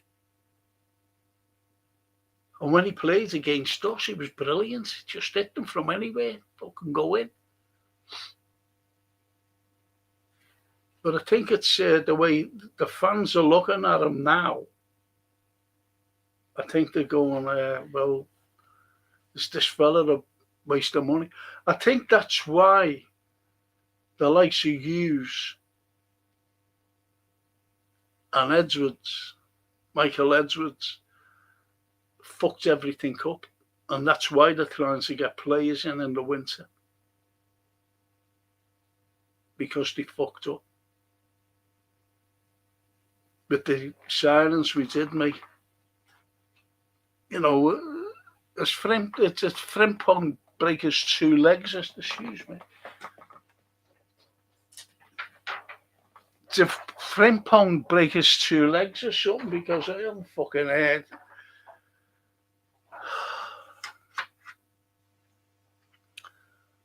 I haven't seen sight and the sound of him for months. For months.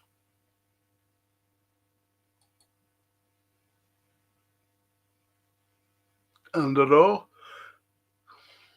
to Christopher. I keep hearing the service thing, yet Ekatike has excelled. There's your answer there, Christopher. It's like excusing him for being an embarrassment for our club. There is no excuse for Isak. He has been crap. I think the Ekatike comment sums everything up. It really does. I've gone all Blairy, haven't I? Mr. Blair.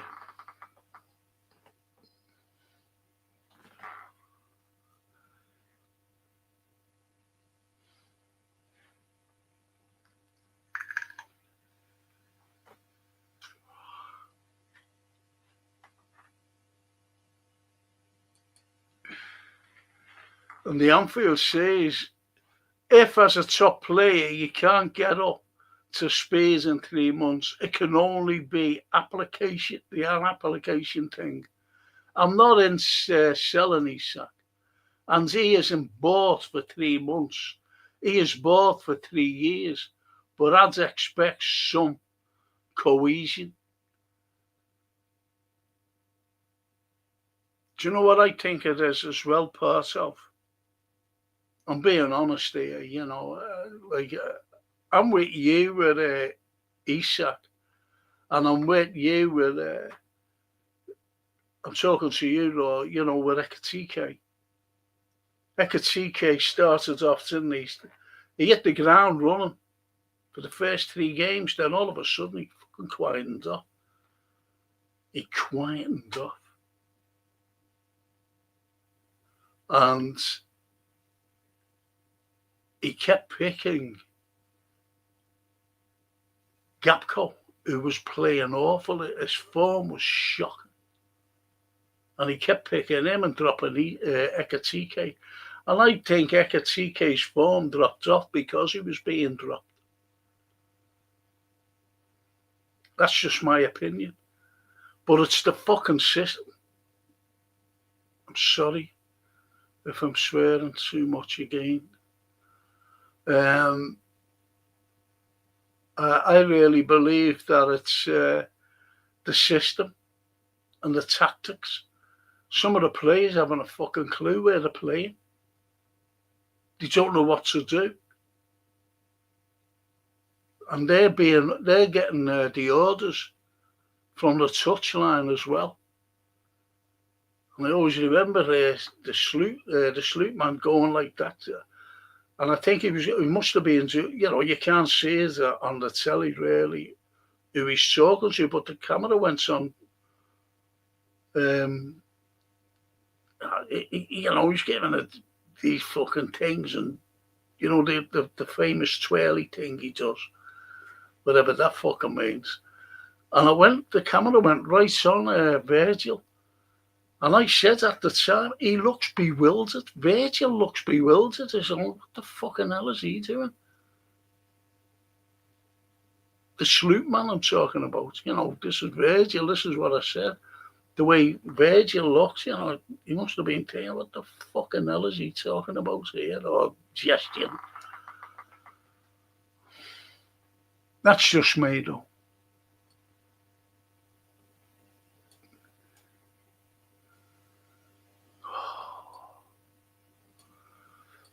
And the boss says, I don't think you saw all my dedicated poem I can't get it. At the start, 4 verses, best wishes, off to lunch. Be well, Frank. Thanks. Really enjoy your channel. Thank you. Thank you, boss.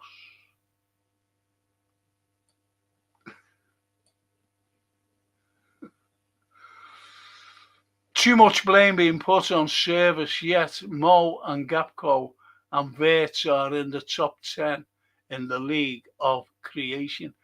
And I'm made up here put Mo there because other people say fucking get rid of him. There's a big agenda against Mo Salah, And I'm talking about fans.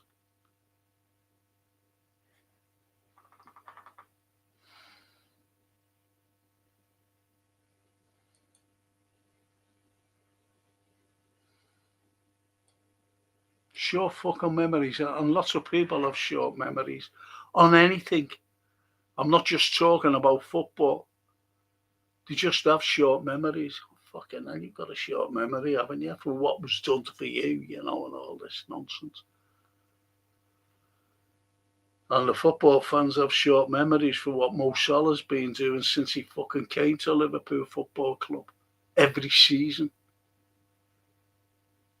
And the Anfield says, Frankie, it's true, isn't it, lad?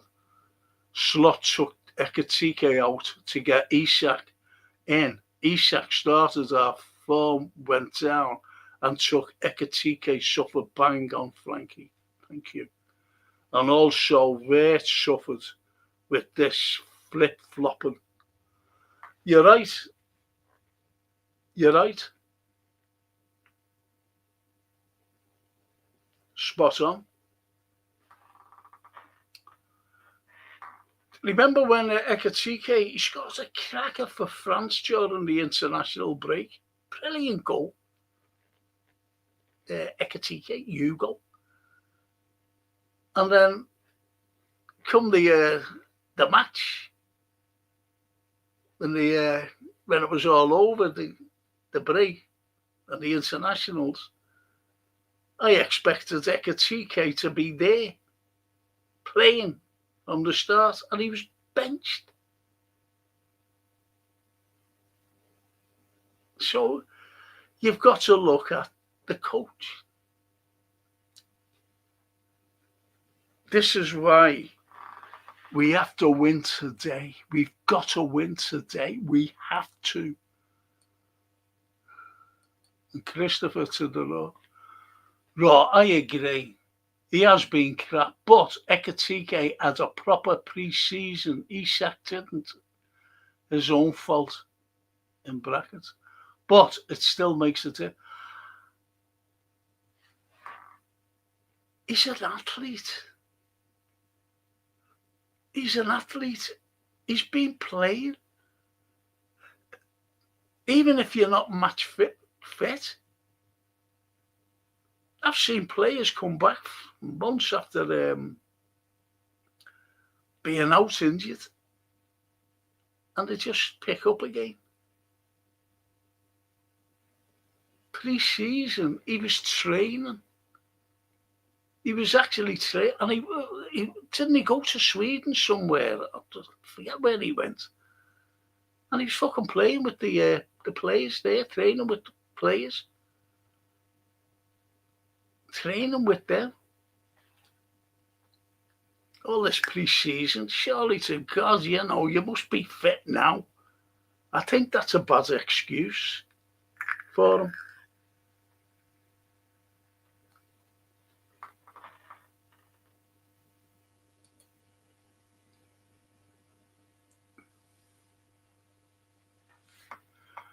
I think the team likes playing with Ekatike over Isak. To be honest, Frankie, if Isak can only succeed off of this service myth, then he isn't right for us. Applying yourself will be what we need. Again, he hasn't applied himself, has he?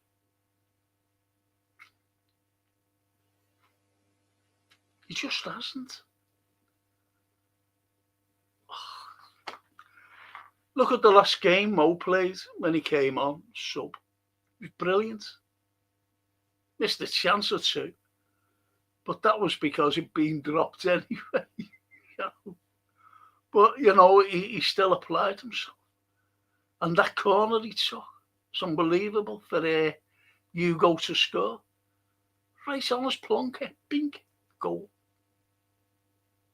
So Mo left to the AFCON with an assist.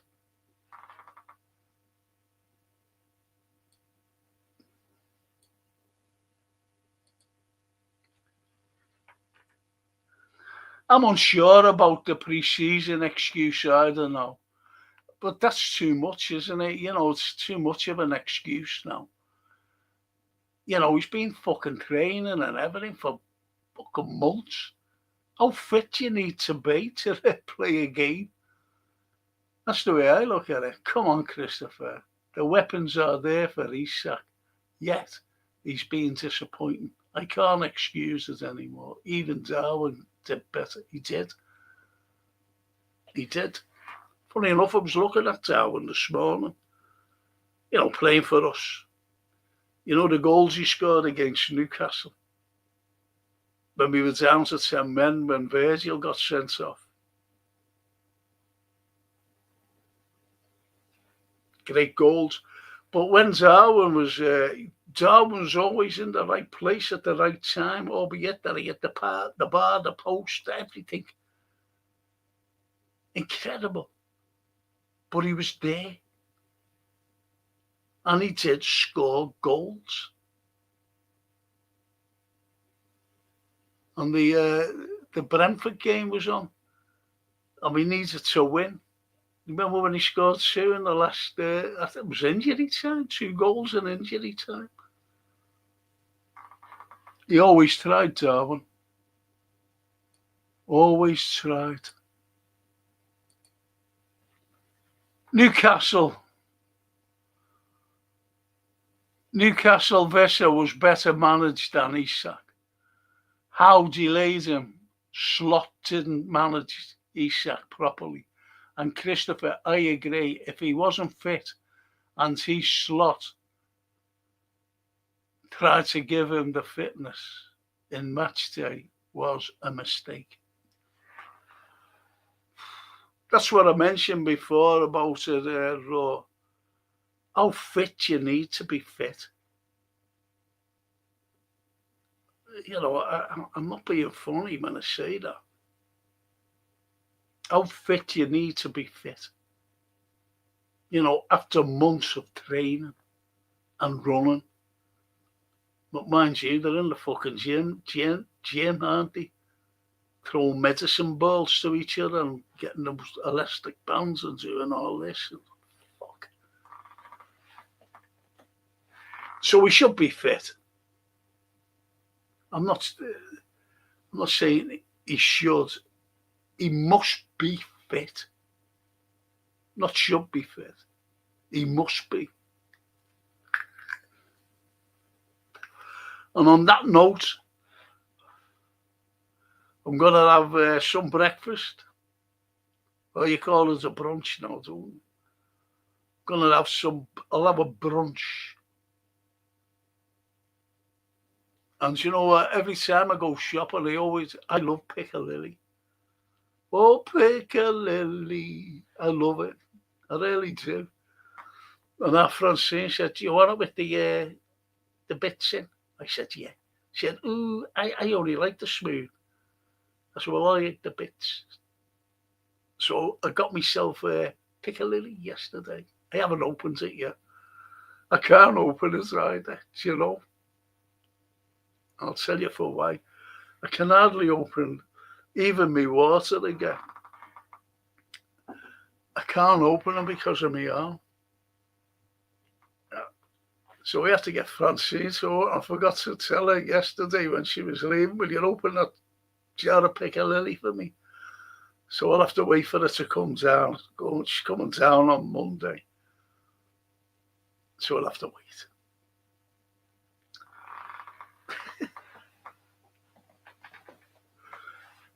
I'm weak. Terrible. I just want to see this fucking neurosurgeon. But let's see what he can do for me. Anyway, Frankie, when you look at our attacks last year, cohesion is needed. And this year, I've seen Vert setting up plays, unfortunately not being finished, yes. I think I know our cohesion will improve. Yeah, I think it will, you know. Do you know what, Raw? I was looking on YouTube this morning, and it has Bobby, Mo, and Sadio. Fucking hell, they terrified the opposition. Incredible. Absolutely incredible.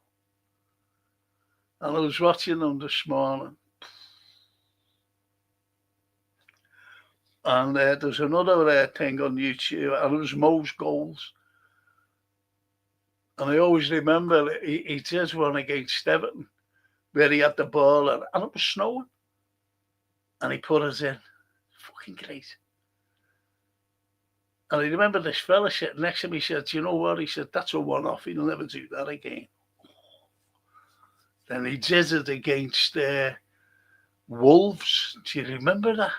Fucking. And then Man City. No, he did it at Man City, didn't he, first? Tottenham. So that's what he was like. That's what he was like. Mo. Fucking unbelievable, you know. And these are the things that people have forgot. Fans. That's sick of me. Christopher says, let's hope he gets an hat-trick later. Let's hope just for a win.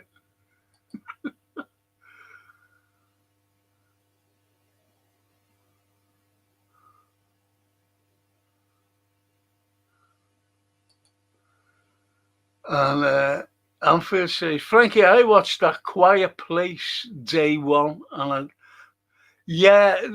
see, A Quiet Place, the first one was good, but I turned it off. I said, oh, fuck this. So I didn't watch full. It was disappointing to me, when I was watching it. So I'm glad about that.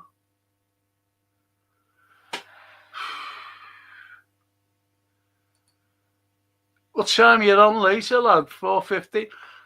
I don't know. The schedules, it could be for that or 4:30. What time's the kickoff? Is it 5:15 or is it 5:30? It's an hour before. So I'll be on. I don't know what the schedule is, what he's put up. Or what he put up. Yeah. Was Edge of the Seat, that first one, shame, but I don't like these studios remake. Neither do I. Neither do I. Neither do I. You get a franchise of them and you go, it's ridiculous. Once you see one, see the studios are greedy. It's like Nobody. The first Nobody was brilliant. Absolutely brilliant. Cracking film. And, they must have, because it was so successful, let's make another one. But they must have got a fucking different writer in. They must have done, for the start. And you go, oh, fuck off. Not having that. And that's Nobody 2. So, if you've seen Nobody, don't bother watching Nobody 2. Just watch Nobody. The first one. It's really good.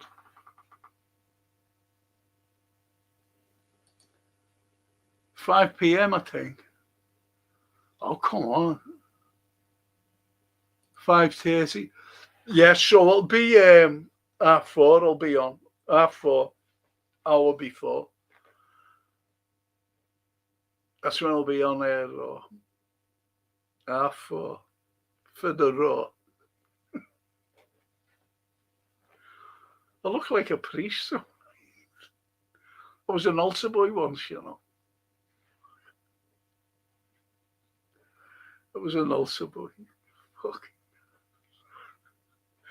And I remember there was something wrong with the vestry, so we had to get changed in our homes. And anyway, I got changed into my little altar boy stuff. And all my ma's mates were in there. Oh, look at him. He'll make a lovely priest. With the little fluffy things up here. He'd make a priest.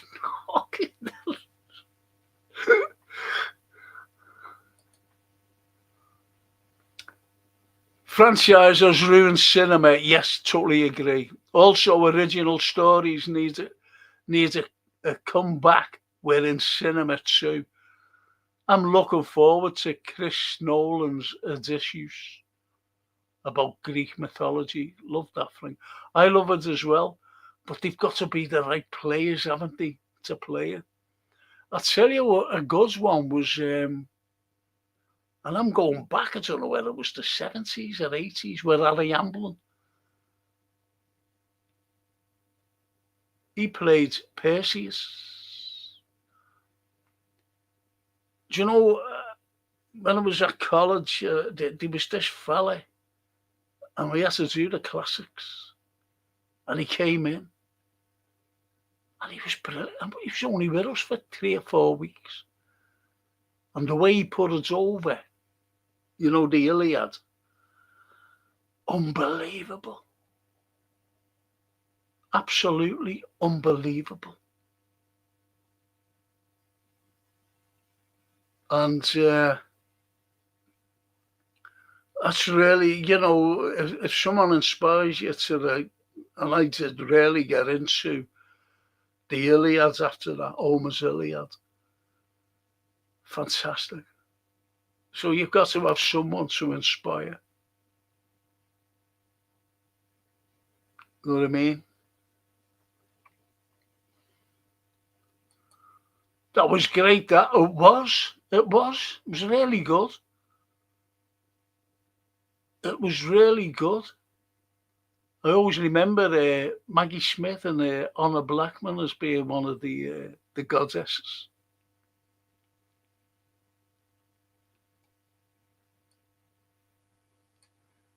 Yes.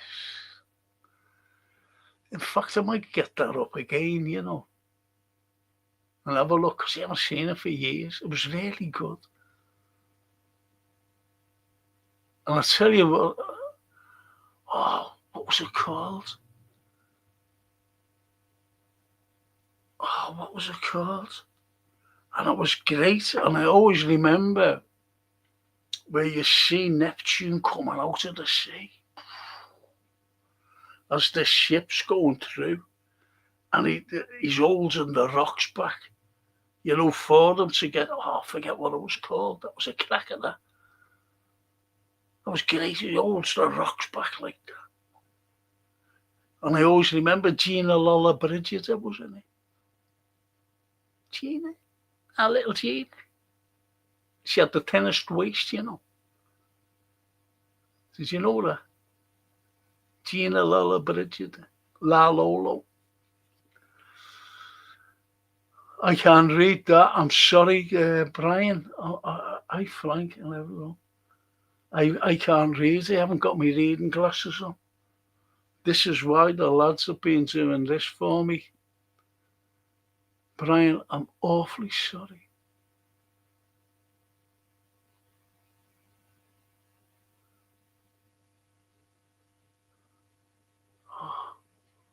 See the likes of what the Anfield, he puts it in caps. That was a great, yes. Sorry, Brian. What was the name of that Monster Effect guy? Oh, yeah, Harryhausen.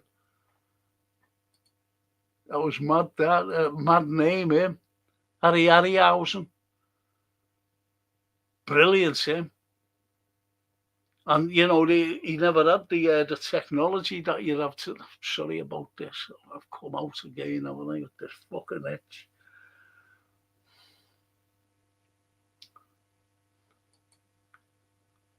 But was that Robin van Perseus? Afternoon, Frank, being the gym. I'm finishing now, Barry.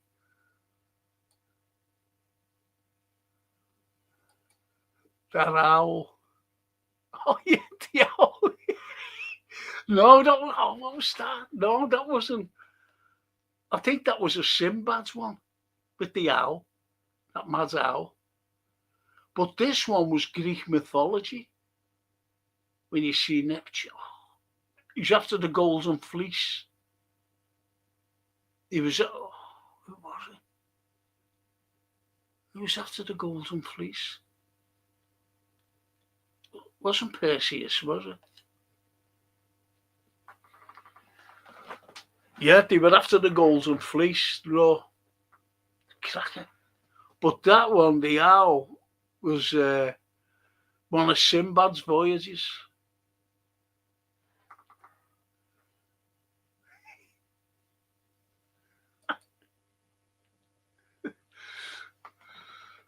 And Christopher says, it's sad Studios won't take gambles on movies anymore.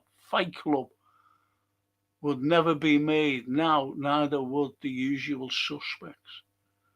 A great film, that Usual. So you can't watch it though again, can you? Simply because you know all the tricks of it. Fantastic.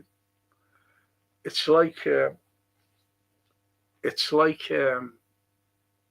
know, I like clever films, and it's just like Sixth Sense and the others. You can't watch it again because of you know what happens.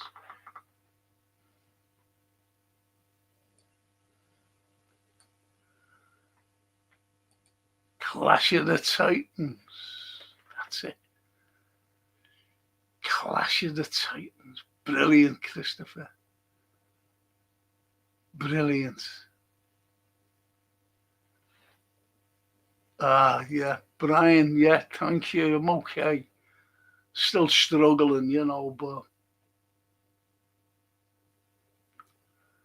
I've just got to.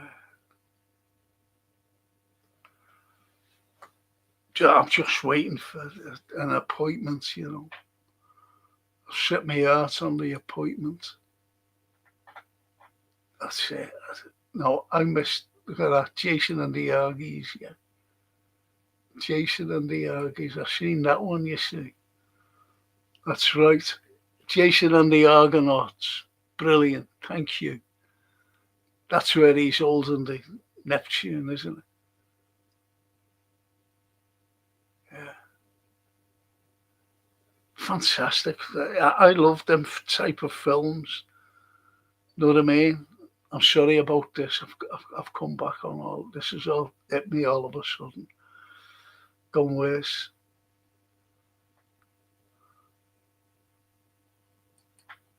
Owl of Athena, Barry Gossett, Jason. Jason and the Golden Fleece. Yes. Jason.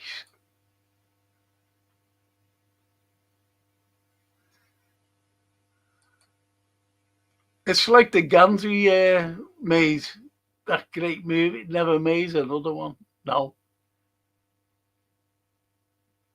I think, yeah,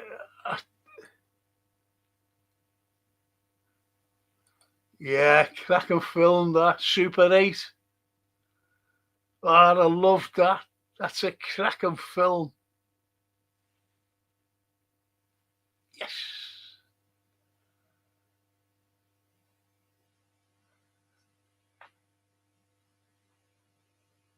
I'll tell you a good one as well. I'll tell you a good one is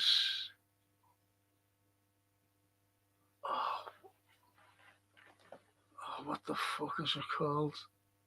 I'll let you know. I'll look it up, but you know during the watch along and that.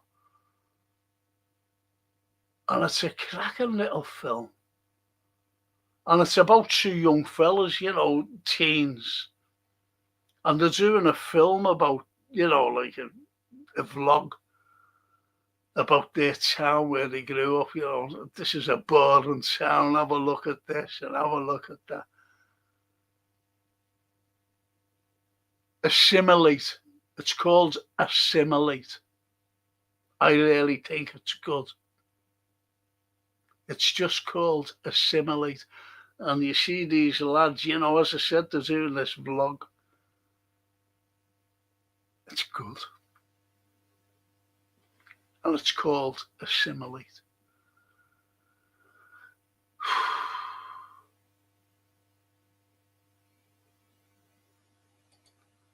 No, I won't, actually. No, I won't.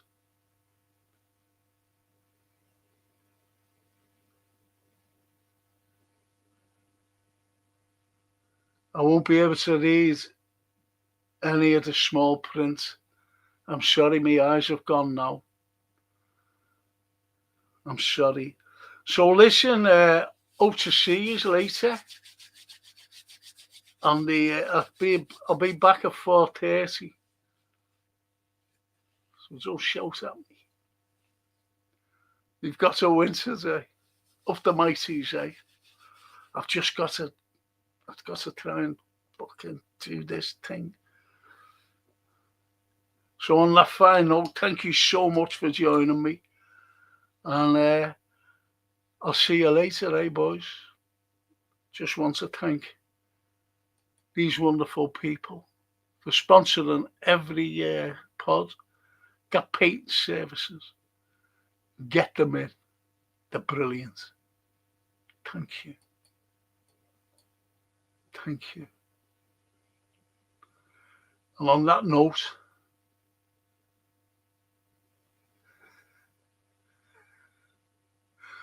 I think we missed out on the Great Escape, didn't we? Should have talked about that. Well, let's hope that it be today for the Mighty Reds, the Great Escape for Arnie. Again. Okay, I'll have to go, honestly. Thank you. I think that's... See you later, buddy. Berezi. Our kids always call me Berezi. Some fucking reason. And you have done.